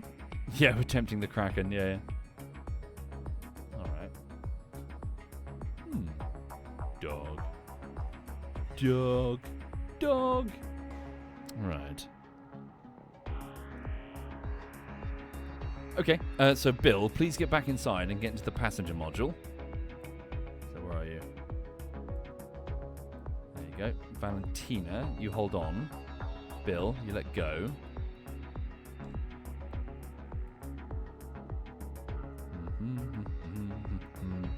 Oh yeah, yesterday I had a stool arrive. I ordered like a piece of furniture, like a little stool table thing. I was noticing that when I was swinging in the hammock, there is a place to put my drink, but it's like a little pocket on the hammock. So if you've already opened your drink, I needed a flat surface. Is my point. So I ordered this stool thing, and it arrived before the parasol did. So it's just sitting just in the other room. Anyway, so a knock on the door, and I go to the door and I open it, and then there's this ginger-haired guy who's doing the delivery, and he looks at me, and then his eyes go wide, and then he sort of goes, I've got a heavy box for you. And I went, oh, thanks. And then he's doing the whole take a picture of it, and then he starts leaving. And I just pick up the box. I sort of poke my head around the door, if you get my meaning. I was sort of, the door opens and poke my head out. So I didn't open the door fully. Anyway, I realised as I was going back inside, I'm shirtless. I'm shirtless because it was fucking hot. And I thought, wait, did he think I was naked? Because he just saw my head and my shoulders poke around a door with no shirt on. Did he think that I was butt naked? Possibly. I don't know. Didn't ask. He was off in the van and off he went.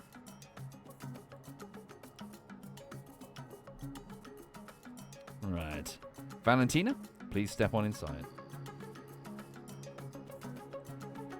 Right.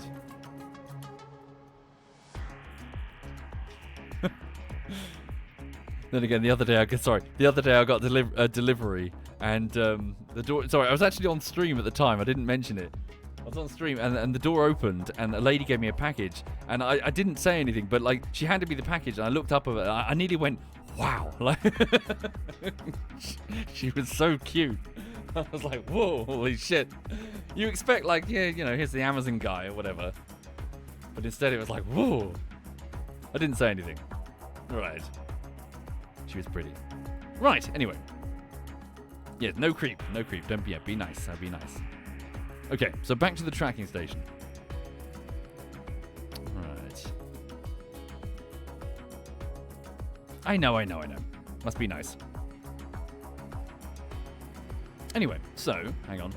Go back to... Sorry, not the tracking station. Go back to the Space Center.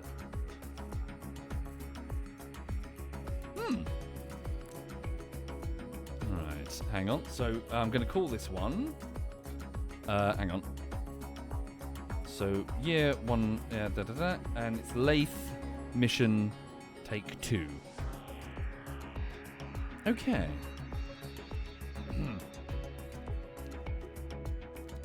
Yeah, order more. Yeah, order more things from that company. But the trouble is, it's like something that you would only ever order once. It's like, why is he ordering like 10 versions of this or whatever it is? I would, but just let her rest. She's sleeping. I'll give Lulu attention if she came to me for attention, but she's sleeping. Yeah. Why is he ordering caskets? What the fuck? What's going on in that house? Okay. So we've done a big save. Let's now disconnect quickly. So please release. And on doing so, show me the fuel calculations. Okay, so it's telling me full on liquid fuel. So we've succeeded on refueling. Close that. Right, now if I were to switch on all the lights and toggle all the gears. Right. I mean, obviously a nose-down landing would not be ideal. We want to go for a bum landing. Alright. Okay. Well, again, we've done a big save, so if we fuck it up, it shouldn't be a problem. But let's plan for a lathe mission. Let me just read about the notes then. What exactly happened last time? So, this is Lathe. I'm curious. It's the first place I've seen in all of Kerbal with liquid water on its surface. Location unknown. What was that? Why did I mark that? Let me read my notes for Lathe. Hang on. Kerbal notes. Here we go. Scrolling down. Fine. Outside of Kerbin, Philip. Shush. Pedantic bastard. Right. So, Lathe. So, Lathe's atmosphere starts at around 50 kilometers, so compared to Kerbin's 70. It felt light and less aggressive compared to Kerbin. Slower speeds for orbit, too. Only 1,800 delta V compared to 2,200. Meters per second. The burn-up started around 47 kilometers, but stopped at only 35 kilometers. Okay. So what's this, sorry? The Galilulu probe. Was that the one that I sent to Lathe? Here we go. The Shuttlecock Lathe space plane.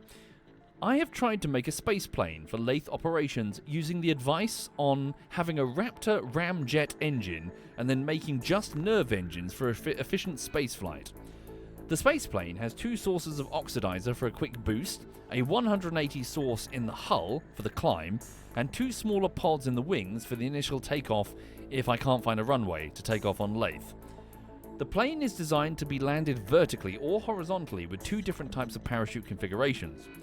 As with all planes, the center of thrust must be behind the center of mass slightly, and the center of thrust must be pitched perfectly in alignment. The pitch up and down is handled by front canards ahead of the center of mass. The roll is on the wings. The yaw is on the tail. The space plane, I slowly climbed up to around 16 kilometers on Kerbin. To space plane, I slowly climbed up to 16 kilometers on Kerbin, hard burn, 1,400 meters per second sideways with the ramjets. Okay.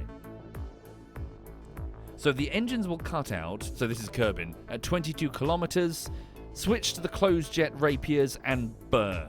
Hard and fast. Climb steep. So that's my eventual on the way back up. Surprisingly few notes for the landing then. Alright. Let's try it again then. Okay. So, let's give it a whirly. So here we are. So there's the shuttlecock. So if I were to go for my Perry and reduce speed, so we need to touch the atmosphere at 50 kilometers and then begin aero braking. Indeed, newbie. Have a look at this. I don't know if you saw it before. Bew Dingo made some more art. Hang on. Of Lulu. With her hammock face. This is the face she pulled sitting in my hammock. Thank you, Mascara. Thank you, Frosties. Thank you, Paint, for your kindness, everyone. Yeah. She was chill. She was chilling. Alright.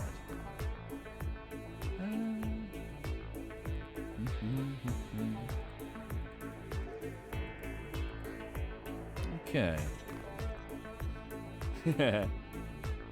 Yeah, she's very sweet. Is that Laserpig, Laserpig? If so, greetings, sir. Hope you're well. Hopefully we'll relax in the... Yeah, when the parasol arrives, hopefully we can relax in the shade. It's too warm. It's just too scorching. The UK is roasting once again. Alright. So, to take me down... There we go. So I need about just 500 meters per second. Oh, you're not that Laserpig, says Laserpig. Okay. So 500. But what if I did it from the app? How much would it cost me?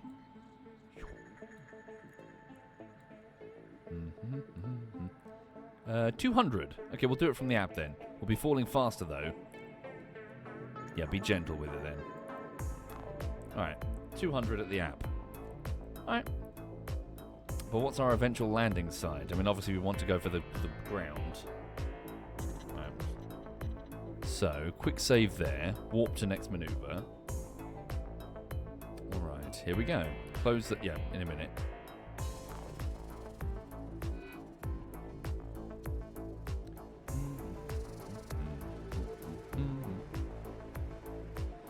Lovely. Wait, blue. Are these armed and ready to go? Yeah, we'll need to have a look at our configuration of our, hang on. Turn to face maneuver. Which engines are currently live? So our 2 rapiers must be shut down. Activate engines, so they're off. The nerves. Okay, the nerves are online. Get ready to burn them. So hang on, I need to take some notes. So hang on, we had full fuel. So what is this? This is lathe. Get ready for a burn. Hang on. And burn. So reducing speed. Lathe, SOI orbit. It cost me 200 and something from app to 50k. Can't spell. 50k Atmo aero brake. Okay.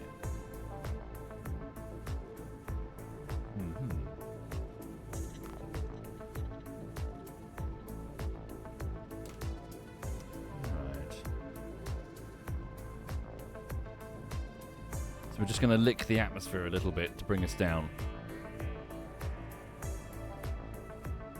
And 3,000... Well, obviously the Delta V calculations don't really work the same with the spaceplane shit.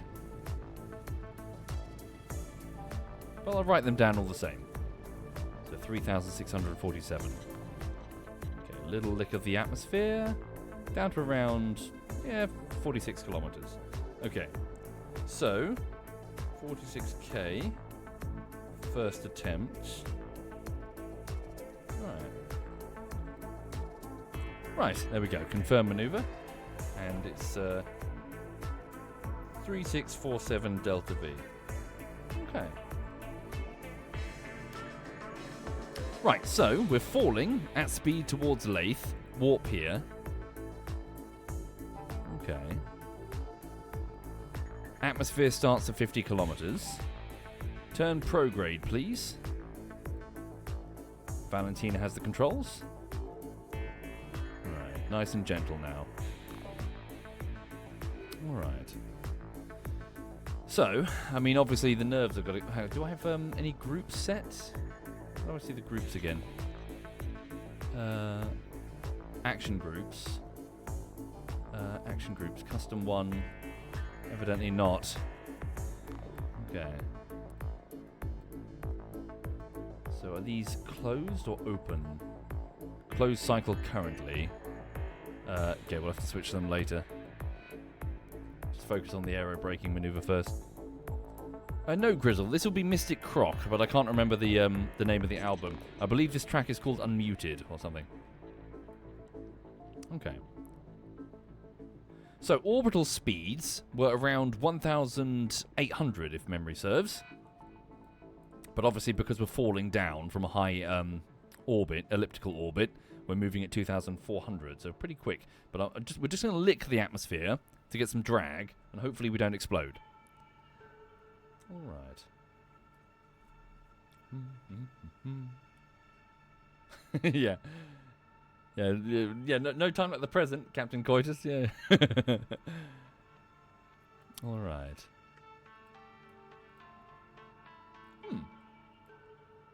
Hi there, Aurelius. Hi there indeed. Her name's Mora. Yeah, she was so small, wasn't she? Here we go. So touching the atmosphere. Hopefully it should be gentle. So 51 kilometers. 51.5, sorry. 51 kilometers. Atmosphere is at 50, but we're moving very damn quick. So, here we go. Atmosphere now. Note the pressure gauge increasing. Right. Give me manual control, please. Just lift the nose. Whoa, that's... We're moving fast, aren't we?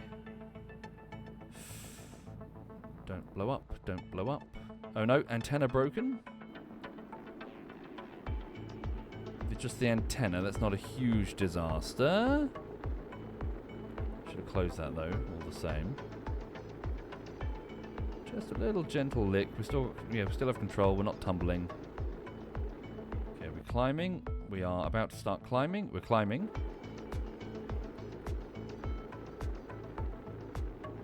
All right. Lovely.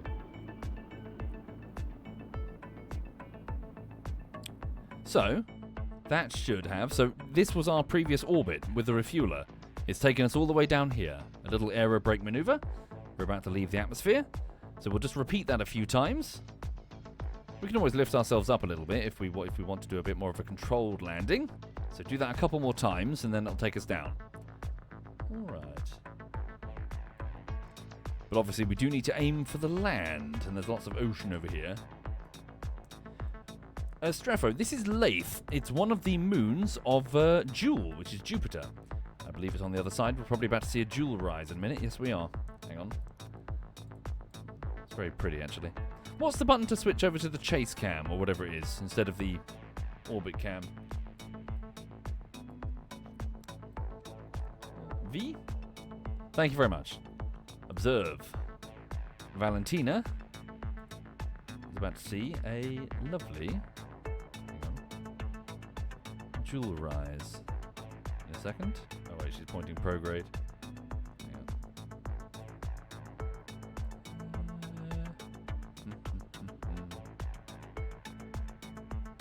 There we go. Speed up the time.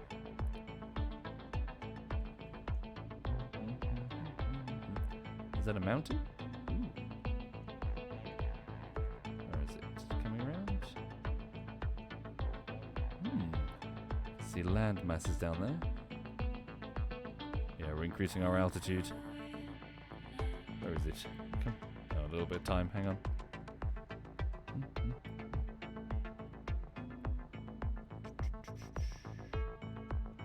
Let's look down.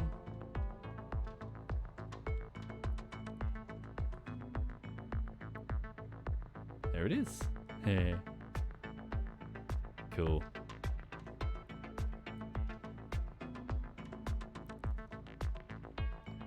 Big old gas giant.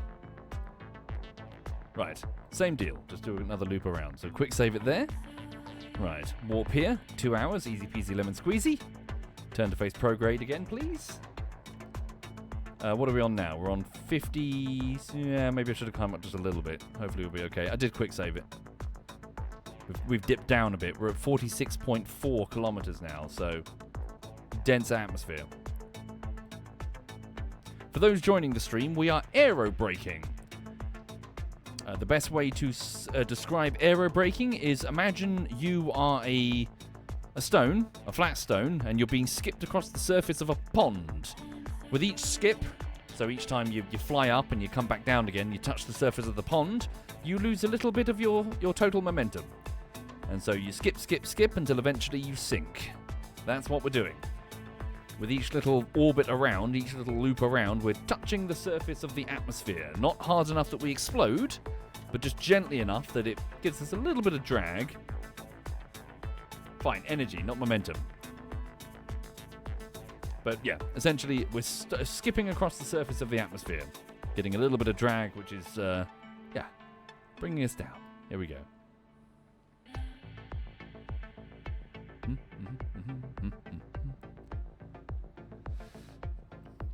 Yeah, hopefully we don't get obliterated. Here's the atmosphere now. Alright. There are some fragile bits on the front of the ship, so and we're still moving very quickly. Alright.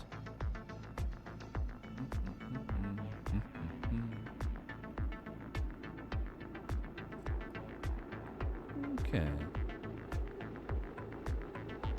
Yeah, Kerbals are loving it. Whee.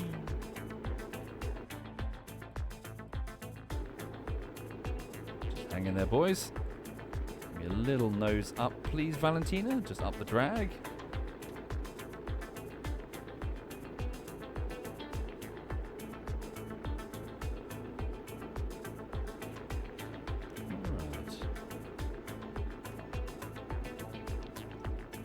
Go. We're climbing again. There we go. Couple more of these and we should be sorted. Well, I did invite him to the game this evening, Sleepy Raccoon, but he can't make it. Have I been watching the World Cup, Cracky Kaiser? No, I don't give a toss about football.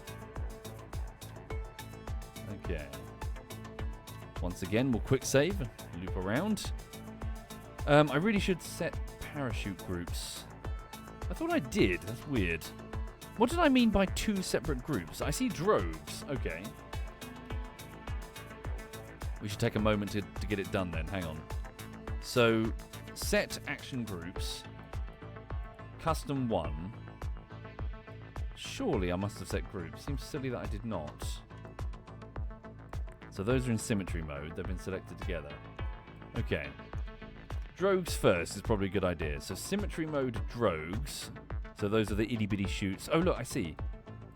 Why chutes there? It's a peculiar place for them. Okay, so slot 1, custom 1, drogues. Radially mounted drogues.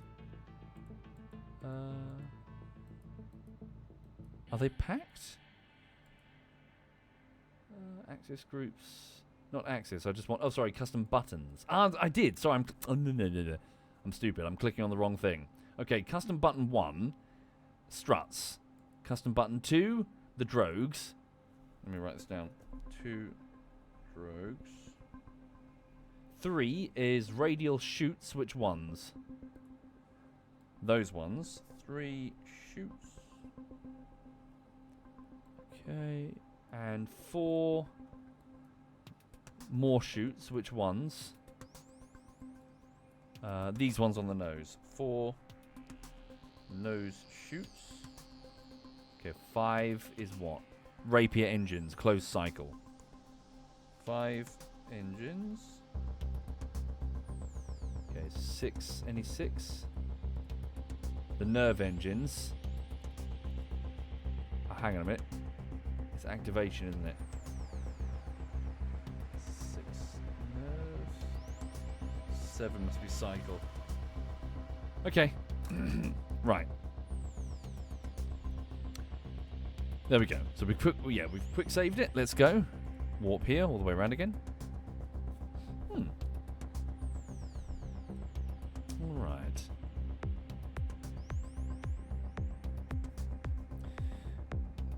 So I wonder if we're going to succeed this time. Again, we have to aim for the land. Alright. Disarmed. They're currently armed. Interesting. Disarm. Yeah, don't have them armed. I don't know why they're armed. So they would have deployed automatically without my command to do so at a certain altitude. Disarm them. Okay, disarm. Okay, they've all gone red, which means that we're traveling far too quickly for them to be deployed.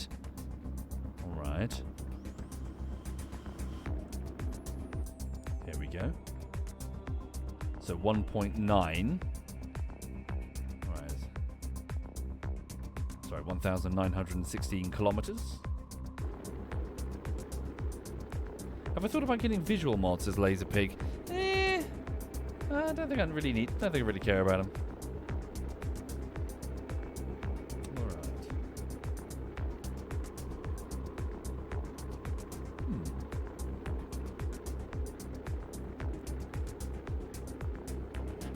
Right.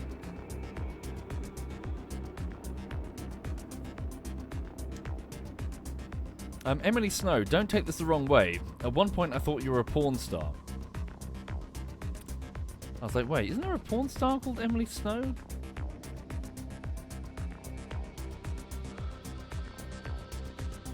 I was like, that name rings a bell.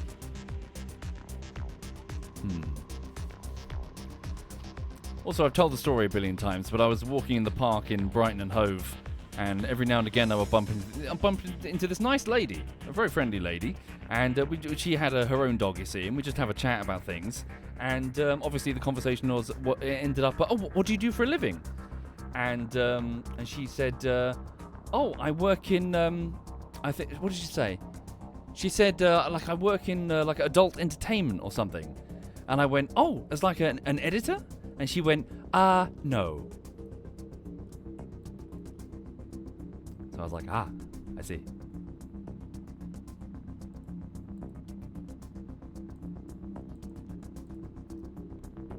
Right. I'm just gonna give it a little prograde. Pick up a bit of speed there.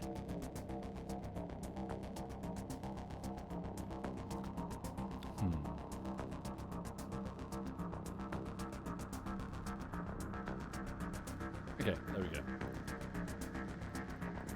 Right, another round. Quick save and off we go.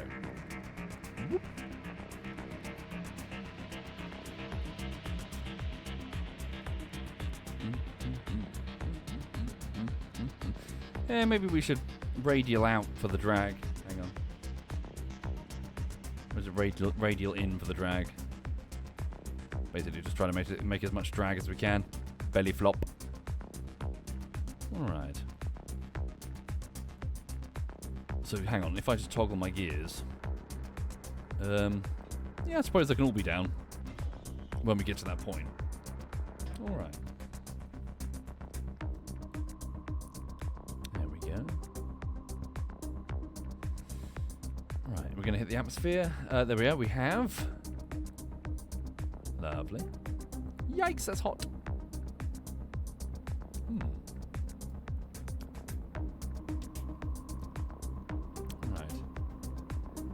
Indeed, yes. Belle Delphine does indeed live in Hove, where I do too.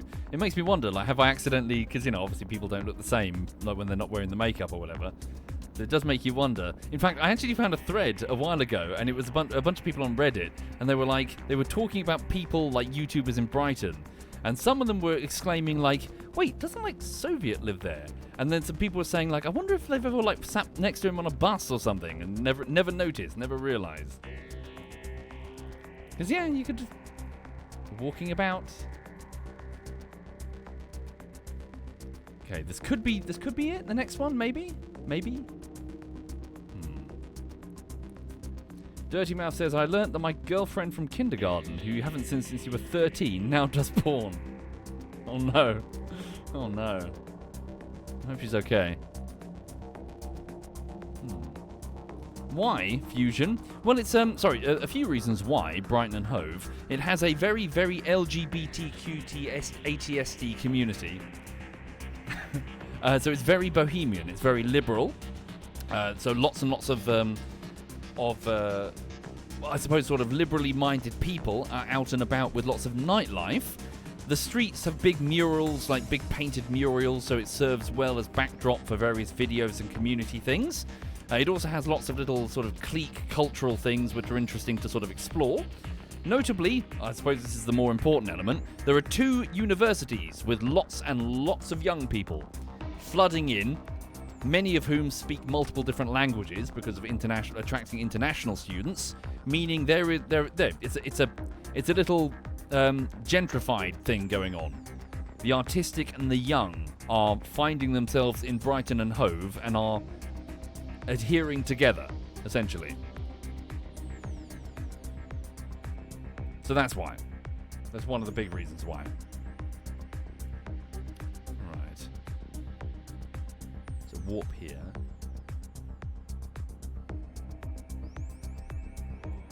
Okay, so this could be the next one. We'll quick save it before it goes a bit... Because, if we have to wait for the planet to rotate a few times, then so be it.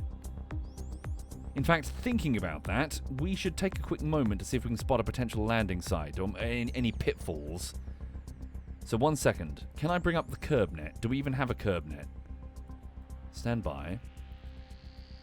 Curb net. Do we have a drone? Inline stabilizer. Crew cabin. Do we have any sort of automatic control in the event of no... Yeah, here's one. Look. A drone core. It's still online, but obviously we've taken control, manual control. Give me curb net access. This blue orb, which will refresh every 3.5 seconds, represents Lathe. And I think it works a bit like a submarine. So like we're looking down like a periscope sort of thing. So zoom in. The field of view. There we go. Obviously we're quite high up right now. If I turn around this way, you'll see Lathe. Where is it? There we are. No, it's Jool. There we are. So I think, despite the angle of the... Ignore the angle of the plane. This is the front. That is the tail. This is to the left of us, of our direction of travel. And this is to the right of us. Right now, the DeGrasse Sea is currently the main biome with an altitude of, well, minus 2 kilometers below sea level, roughly. Okay, so we're looking for lots of landmass and relatively not mountainous terrain. Okay, so we did quick save, so just come around. So now, what do we see beneath us? More sea. Obviously, we don't want to land in that. The Sagan Sea. Dunes. Okay. How high are dunes? About 2 kilometers above sea level. Keep moving. Alright. The shores. Aha. So an island there. The dunes. Okay. Show me the display mode. 2 to 3 kilometers above sea level. Quite hilly. That's the trouble.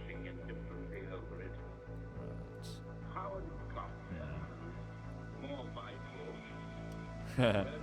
Sleepy Raccoon says, am I the only one who picked up on the tiny couch next to Lulu? Yeah, it looks like a little couch, doesn't it? Oh, look at that. Peaks. Okay, avoid the fucking peaks. Mountains. The shores, though, look. Shores. They seem rather smooth. Okay, so where is that? So that, yeah, it's the peaks. Don't go there. Or rather, don't land a plane there.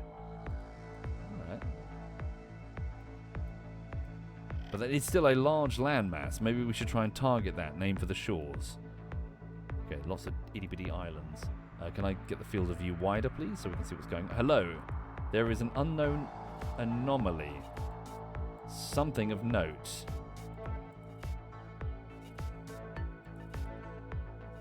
Put a marker, please. Waypoint down. Unknown anomaly. Hang on. Delete that waypoint. Call it. Question mark. Waypoint set. Okay, so there's an unknown anomaly. There's something worth looking at. So what's that? Why did we put a marker here? It's in front of us. We're about to see it. Is there an anomaly, or is it... Ah, is it flat? Must have been a prior landing site. It's smooth. There we go. Maybe that's where I tried to land the probe. Alright. When's the next Lulu birthday video? I need to keep filming the footage of them eating meat. Yes, definitely. Okay, yeah, I think I gunned for that because it was flat. Okay. We can still try to gun for that. Here we go. Woo.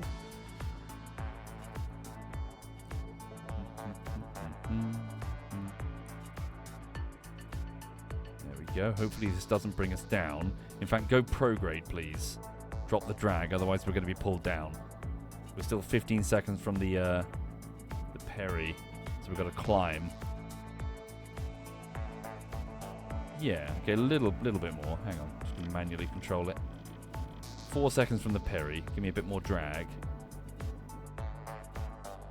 Okay.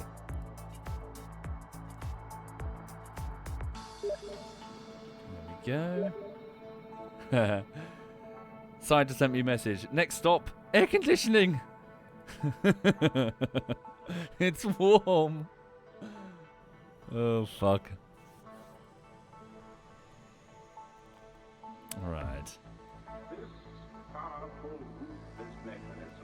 Okay, so that's going to be our target then. Unless we try to go for the anomaly. Right.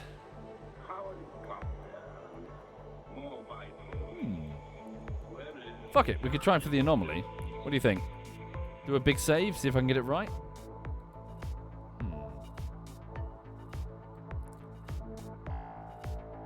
Alright.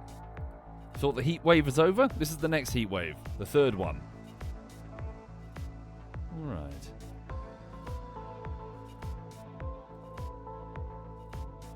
Yeah, okay, let's give it a go. Let's see if we can hit that anomaly, whatever it is. Might take a couple of attempts. Right, so back to the tracking station. Running out of time this morning. Well, not really. I've got no bullshittery to edit. Hey! Alright. Okay, stand by.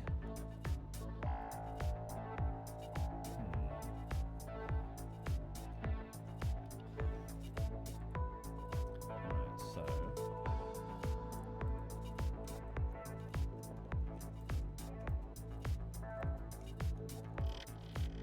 Lathe landing. Giving it a save. Going back to the tracking station. Right.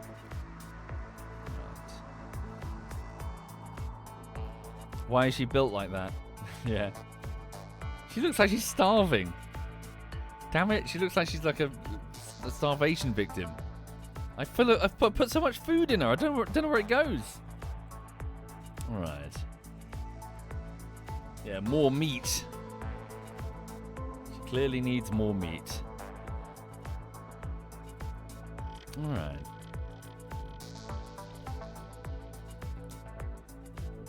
Okay, so let's attempt a landing here then.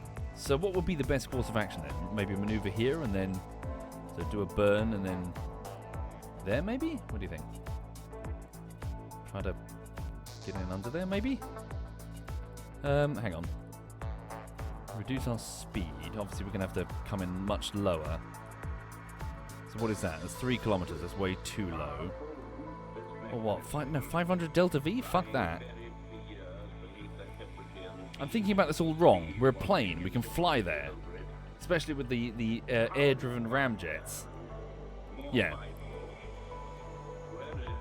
Right, so what we'll do is we'll just try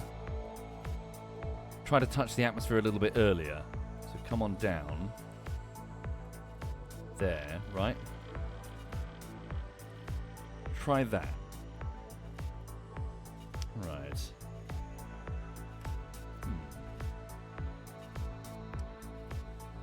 Sleepy says, I have a brother. I have 4. I think. Not all of them are full blood. Alright.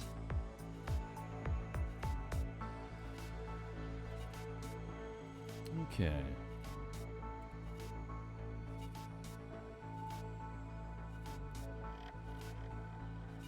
Okay, there we go.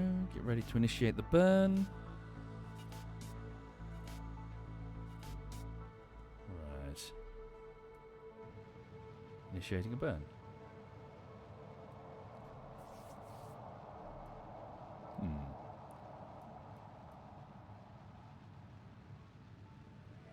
Go, confirm. Okay, let's try that then. So here we go. Turn prograde. Let's see if we can drive towards that objective, shall we? Mark it on my map. Location da-da-da. Activate navigation. Alright. Let's see how we do. I don't expect it's probably going to go horribly wrong, but here we are. Right, so warp here. We've done a big save, so if it goes wrong, then we can fix it. Alright.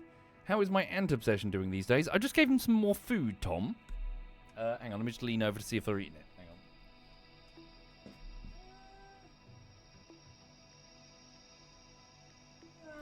I did see a few scouts yesterday looking for food, so I gave them a chopped up mealworm. I can't see any of them in their outworld eating any of it. They're being a bit boring, to be honest. The Queen and her workers are just sitting in their tube, not really interacting with anything. So I'm like, oh, do something. Dodge sent me a meme of that guy with a stick poking it going, do something. It's an ant. Alright.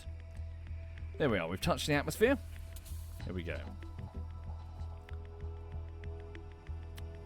Right, so let's start turning a little bit then to see if we can drag our way, ourselves this way towards the objective.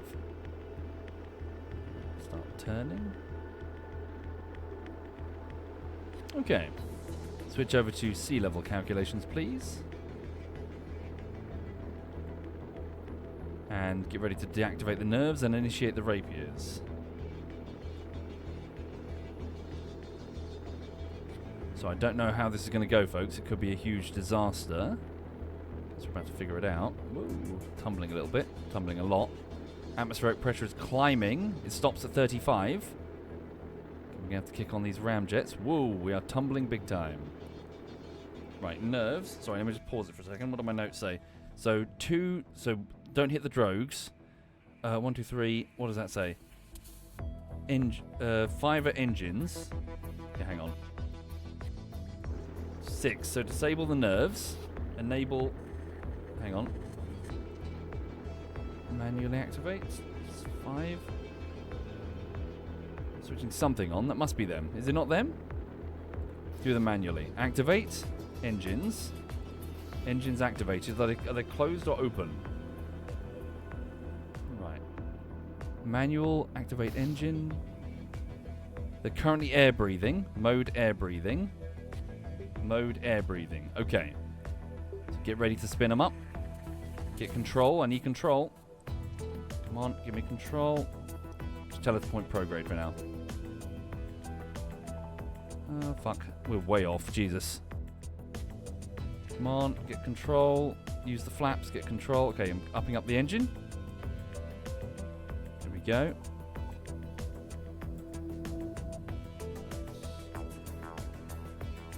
Airflow. There we go. Dial down the speed, just let us fall. Get lower to the ground. There we go, we've got control. Just glide for the moment. Right, engine's off. Just glide.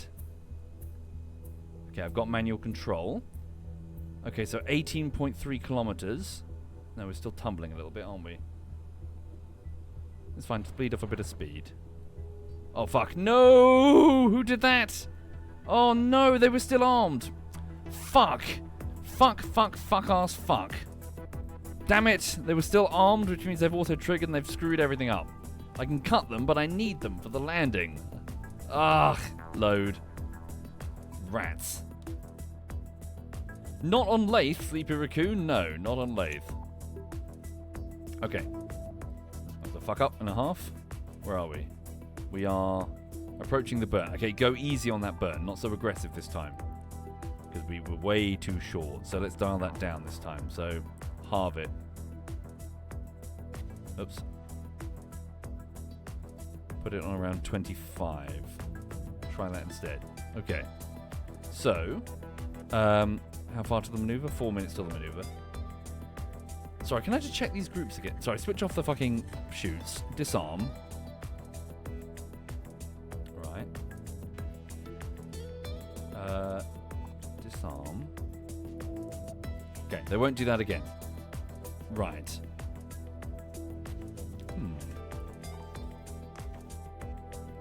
So hang on, let me just press the buttons. So 6 is what? 6 nerves on or off. Hang on, let me just write this down properly. 6 nerves on / off. 7 rapiers on / off. Okay, 5 is changing cycle between 5 rapier cycle between open and closed mode. So burning oxidizer or just oxygen. Feet being fed oxygen. So air breathing mode. Right. Okay, good. Nerves enabled with 6. There we go. Warp to next maneuver.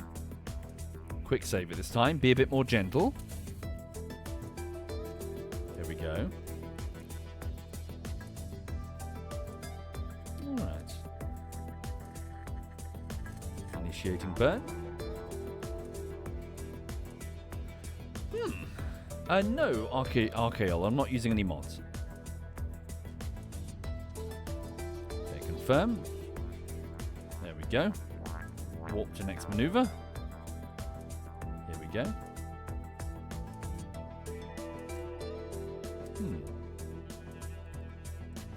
Right, so we touch the atmosphere. We attempt to turn as best we can without... Well, we will tumble, of course, but just try to turn towards the target. Wait, what the fuck? I didn't even come low enough. That was dumb. Never mind. Okay, we'll quick save it there then. New maneuvering node. Reduce speed. Sorry, I'm stupid. There we go. Go here. Maneuvering node. Just go around again. Right.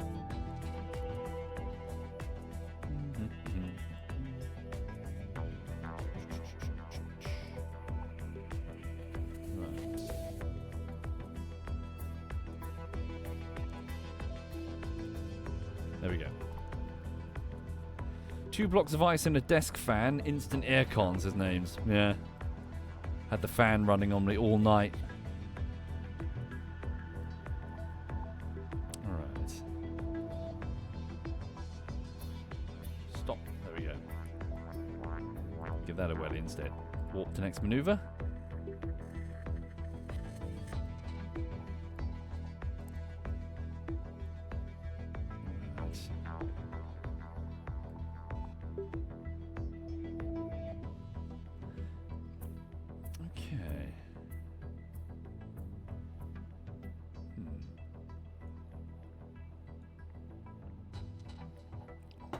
How's the thermal insulation in the bungalow? Pretty heavy. Got a lot of insulation, which is not helping. So cavity brick walls backfilled with synthetic wool, and then I presume also synthetic wool or whatever it is, insulation, multiple inches of it in the loft. The objective is obviously to try to keep the place warm in the cold winters. But in heat waves, it's awful. Okay, there we go. Oh, tumbling a bit too much. Tumbling way too much. Try to just keep as much control as I can. Just trying to turn. Nope. Nope, tumbling.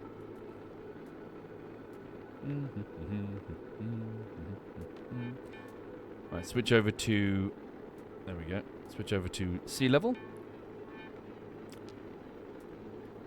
Alright. Keep trying to turn, keep trying to turn. So I have no idea what the flight speed is. Guess we're going to find out. There we go. Keep trying to turn. How are we doing? We're falling short, but we are turning the craft. Thank you, Alistair. Thank you for doing that, Alistair. So orbital speeds were 1,800 meters per second. So we're now on 1,450. As we turn. Yep, heading straight towards the target now, which is lovely. Keep cruising. Yeah, try to minimize. Yeah, keep gliding as close as we can to the target. Just trying to gently fight it. Keep gliding. Get as close as we can before we kick on the engines and try to fly. Lovely. Right, so we're holding at, well, not holding, we're still falling, but we're moving at 1,250 meters per second. Bleeding off speed gradually. Target is unknown in front of us, some unknown anomaly. Right, check these engines. Right, so nerves off. Rapiers on. 5, yep, they're on air breathing mode, so when I cycle them up, so long as the atmospheric pressure is high enough, we start feeding them air, we should get quite some acceleration. Okay, hang on. Oh, we're drifting. Okay, going to kick the engines on. Give me some thrust, please. Woo. Hell of a lot of tumble. Give me more thrust, please. Nope, it's not liking it. Just let it do its thing. Alright. So we're losing lots of speed. We're falling now. Right. There we go. Let's pick up some speed. Point prograde, please, as best you can, pilot. Right. Damn. Flame out. Need the atmosphere to get a bit denser. Just let it fall. Alright.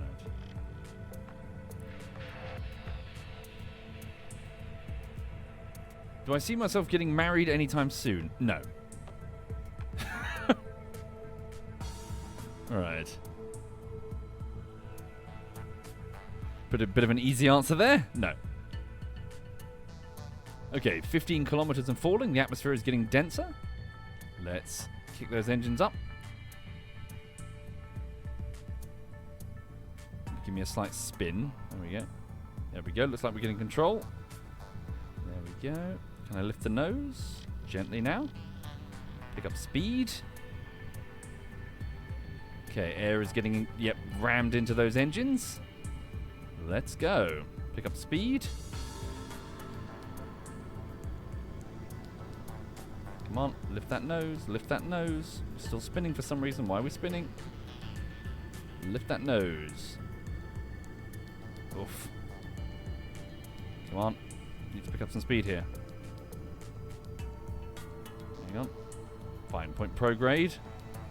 Give me a spin if that's what it takes to give me stability. That sea is approaching rather quickly. Pilot. Lift that nose. Pick up speed. Right. There we go. Thrust is increasing. There we go. Good. Very dense oxygen atmosphere, and we have control. Excellent. Just 1.3, 1.2 kilometers above the surface of the water. We have control. Bit bobby, but we have it. All right. Lovely. Let's cruise along now. How far are we? Damn, still quite far. I wonder if we can make it. Maybe tone down. Don't go too fast. Let's cruise along. Right. Hello, Lathe. Hello indeed, Lathe.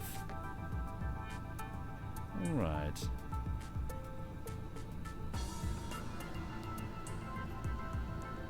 Yeah, that's true, Jim Bob. Maybe you're right. Maybe we just need to ramjet this shit. Go fast, pick up speed. Ram, the oxygen into it, more thrust. Alright. So, thrust is currently 142 kN. So keep picking up speed. Alright. There we go. I'll have to bob around, but we do need to pick. Lift that nose. These are mountains. Lift that nose. Alright. Come on, fly higher. Sea level is 1.8 kilometers, but ground level is 1.1. Interesting. Thrust has gone up to 155. There we go. Alright.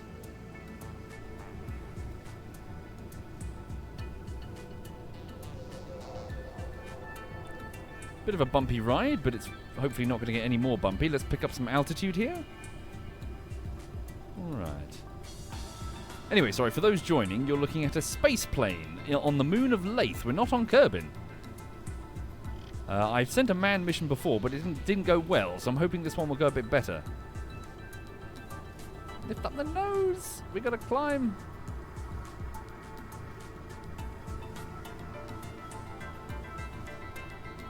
Alright.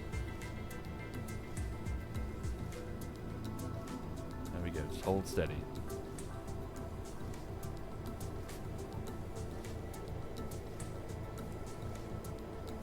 Shit, are we going to make it?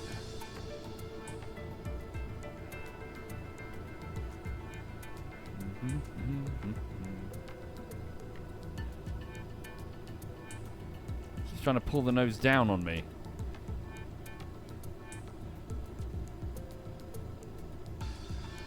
Right. Oh shit. You're right. Fuck. That's why. Valentina was fighting me. I still had it on auto-set prograde. Thank you. That's why it's fighting me. That's better. Ooh. Hello, mountain. There we go. Ooh, hello, Lathe. We're here. Okay. Can we make it to the target then? And also, can we land safely? All right. Yeah, now we're moving.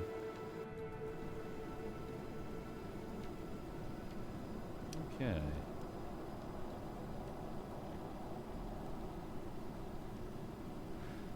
No, I won't quick save yet, just in case I need to do another approach on the planet. Right. How much thrust do we have now? 350 in climbing. Alright. None of the parachutes, including the drogues, will operate at this speed, so just need to bear that in mind. The unknown location is in front of us.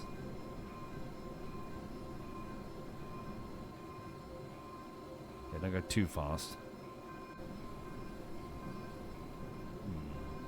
Yes, the landing could be interesting.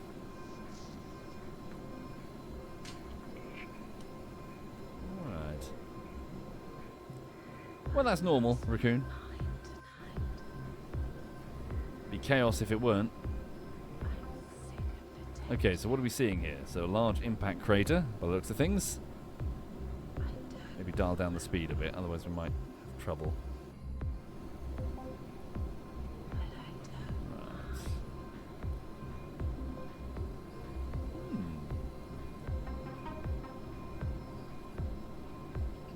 Okay, how are all the tanks?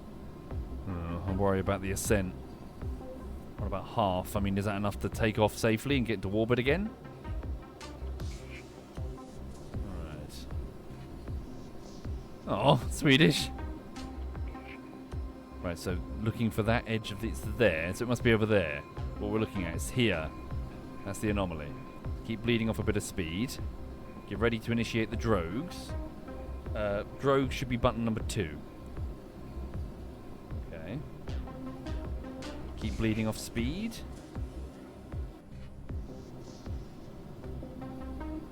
Alright. Dog. She'll have a frame. Hey, Sweet Pea. I love you. Alright.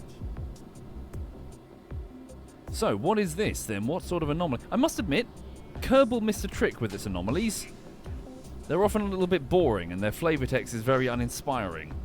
Could have, like, had some interesting facts about, well, the solar system and stuff. Instead, it's like, oh, here's a rock. It's like, oh, great, you know. Well, here's our logo, you know, the company logo. All right, here we go. So I can now initiate the drogues when I press the 2 button, the 2 key. The anomaly should be just in front of us. Can we see it?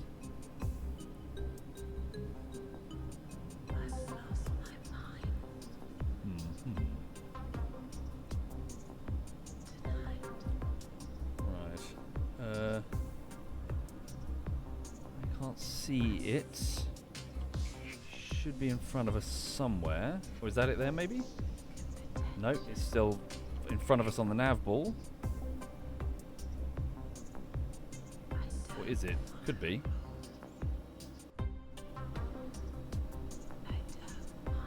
Might be, maybe, I don't know.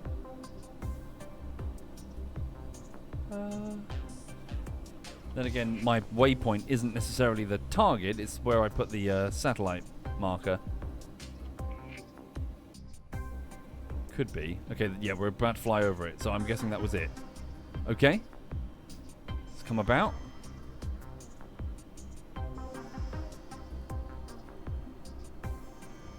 Come about gently, Valentina.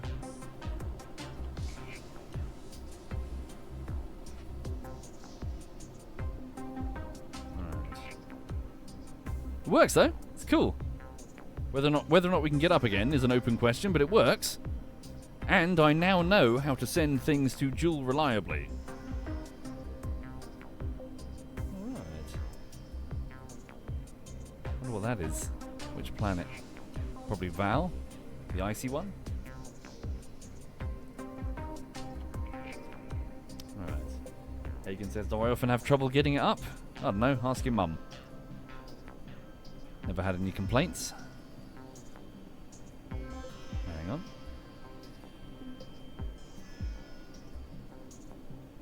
There we go. Forward we go.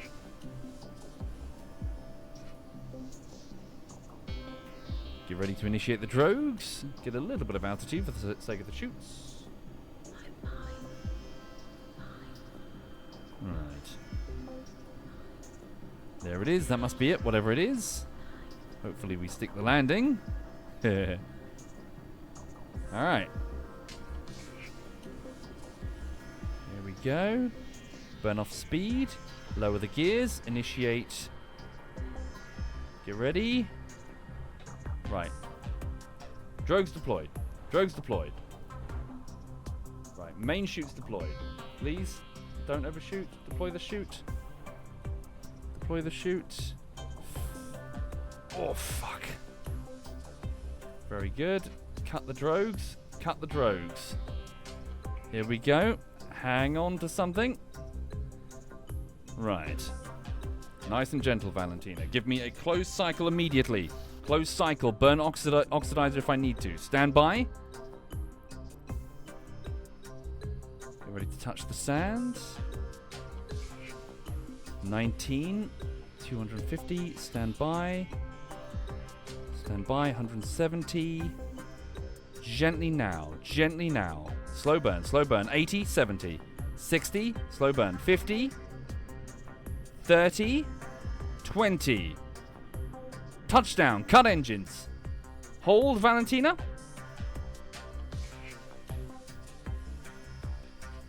Shit. Forward a bit. Forward a bit.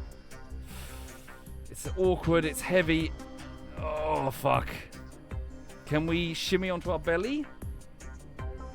The answer is yes, gently.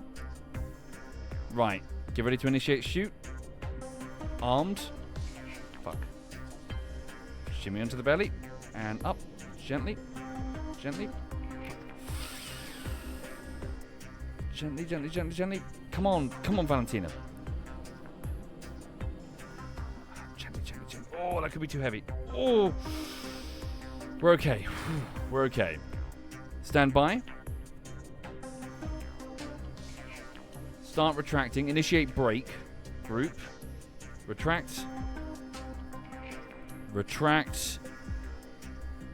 Retract and retract. On our wheels.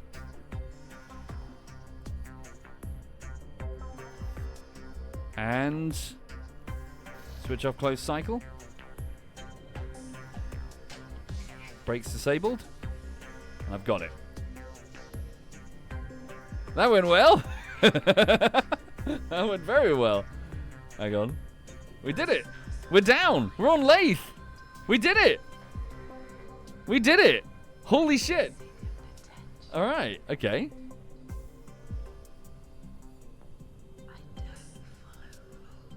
All right. Now we gently trundle over here. Very gently. And try to figure out what the Easter egg was, what the anomaly was.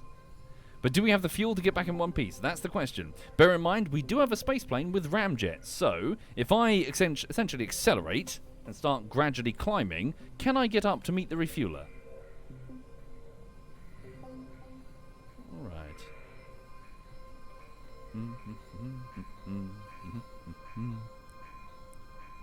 Nice and gentle, though. Keep it, yeah, air breathing. Oh, we don't ram into the anomaly.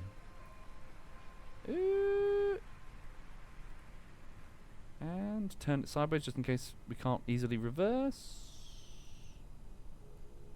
Right, and stop. We are here, everyone. Unless that's the anomaly. We did it! Holy shit, we fucking did it. So, EVA, Valentina, if you'd like to take it from here. Hang on. EVA. And you don't have your helmet on, because it's an oxygen atmosphere. That's safe. Yeah, the Prometheus school of exploring. No, there could be bacteria. Fuck it, to take the helmet off with this air. Right. There we go. EVA. Transfer, please, to the cockpit. Then EVA. Alright. Here comes Bob. Hey there, Bob. Here comes Bill. Transfer crew. Hang on.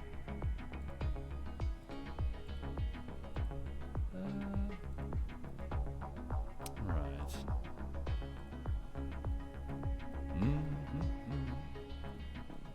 Lovely. Wait. Okay. Bill doesn't give a shit. But Bill is not one of the writers of Prometheus. Bill is an actual smart person, not a dumb person writing smart people, or what he thinks are smart people. Bill is keeping his helmet the fuck on, lest he gets infected with some alien bullshit on an unknown ecosystem. Right, Valentina. They're like, oh no, the air's lovely. Oh god, my skin's melting. Oh, hang on. Valentina, if you would like to do the honors. Ta-da! We did it! We landed on Lathe! First Lathe landing. With Valentina, Bill and Bob. With the shuttlecock. Oh. Shuttle with 2 T's. With the shuttlecock space plane. Sweet! Lovely, we did it. Let's also do a report. So, take surface sample. The soil sample contains traces of salt. You wonder if it's been blown here, or if this area was once underwater. Keep the information, and take an EVA report. The place seems nice and comfortable. So comfortable, you feel like taking your helmet off. You check the box on your report for, looks breathable. Alright. So, where's our scientist? Bob, you're the scientist. What have we found? What anomaly did we find from orbit? We appear to have found a rock. Climb the rock.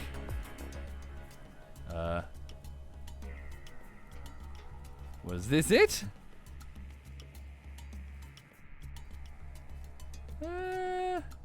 Maybe it's that. Maybe it's the wrong thing. Yeah, maybe the rocks are just rocks. Maybe it's that thing over there. Well done, we've gone into space and we found a rock. Hey, there's Kerbal, there's our sun. Looking at it through the blue sky of a different planet. I wonder, do you think we can get a Jool rise? Where are we? Yeah, I think that would be better, wouldn't it? Seeing a Jool rise. First, let's go and investigate that. Hang on.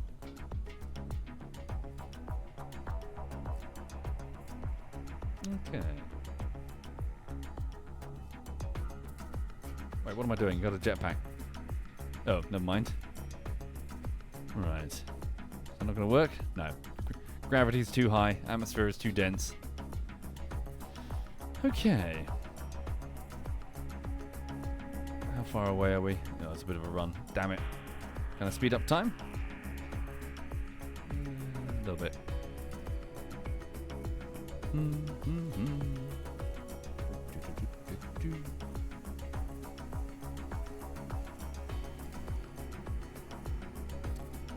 But yeah, no, I hope everyone watching is well. You've just seen my first ever Lathe successful landing.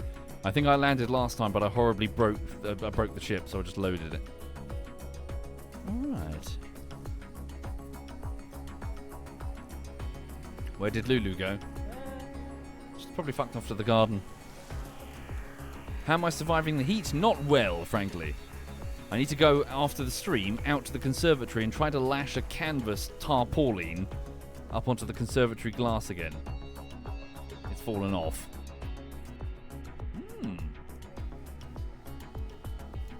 What do we have here?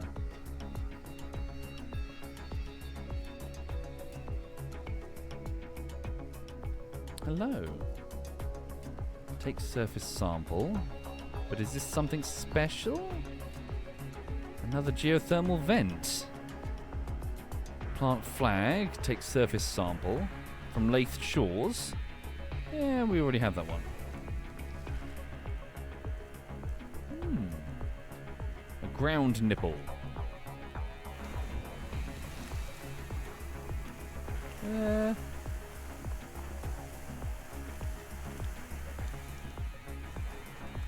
Yeah, okay.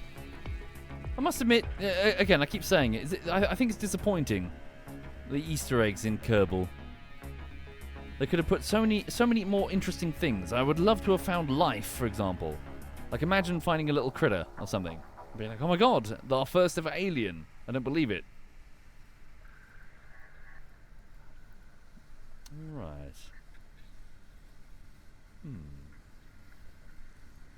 Merc, that's like the 6th time you've told the joke, dude. We get it. Alright.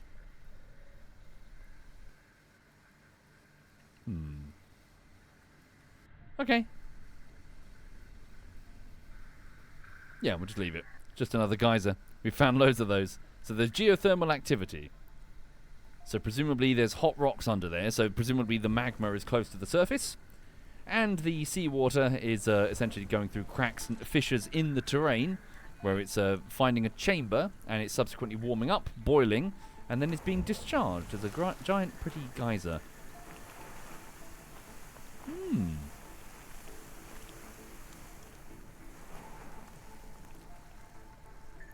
Indeed, magma still in the ground. Wait, is that? It's not backwards, is it? Is it lava when it's on the surface and magma when it's in the ground? But regardless, it means, yeah, so geologically active. Alright.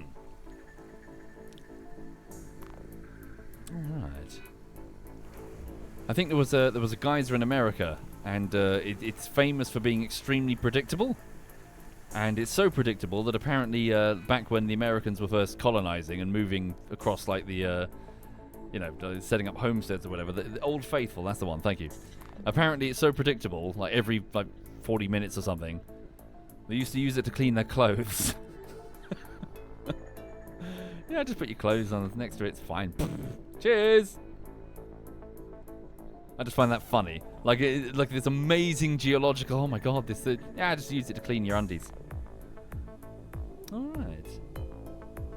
Well, we did it, everyone. Fantastic. Now I want to see if we can we get, so it's early morning. I think we're about to get a treat, aren't we? Look. Okay. So where is it? Sorry. If we look that way. I think we're about to get a Jool rise. Come on, everyone join me up here. That's fine, we'll just do it from down here.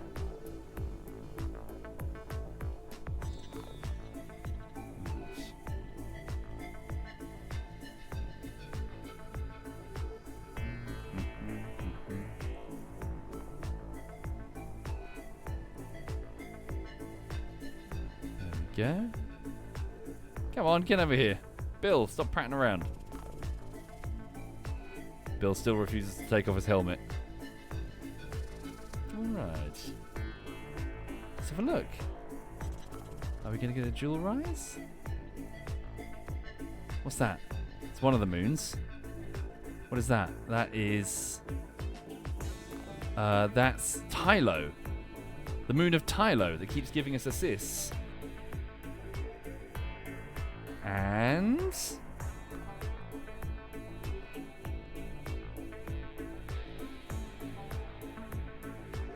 Yes? No? Are we facing the wrong direction? No? That's the geyser. Oh. No? Oh, I see. Oh, no. Wait, are we tidally locked? Or are we just rotating very slowly?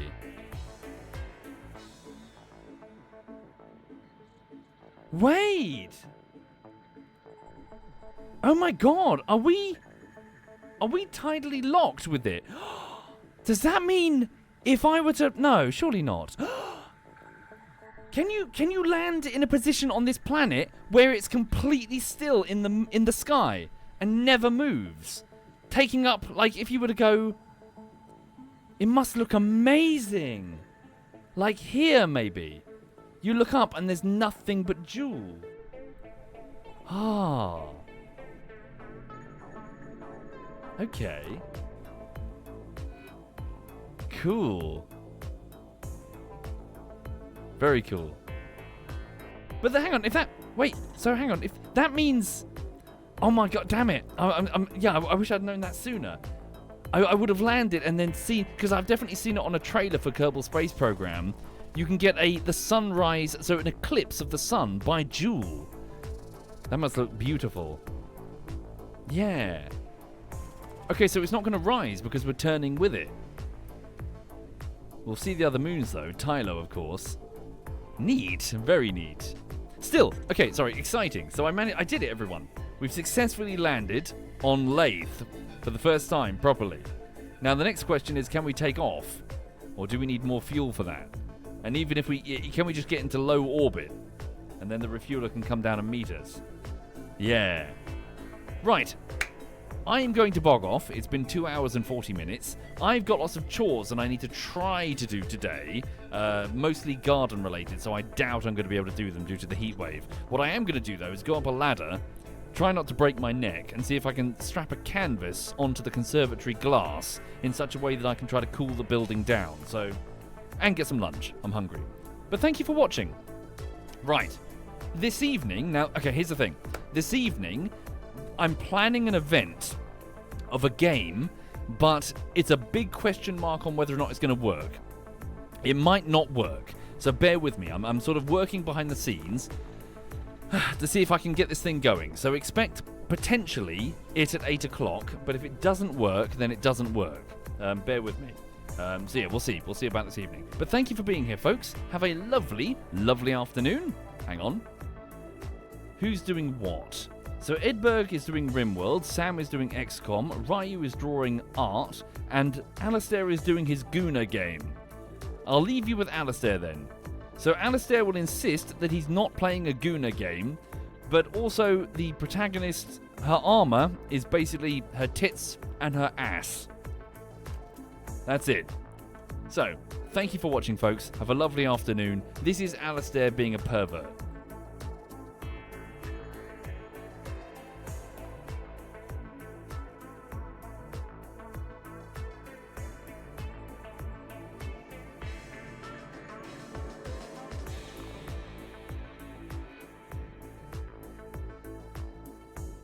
Hello, I hope you're well.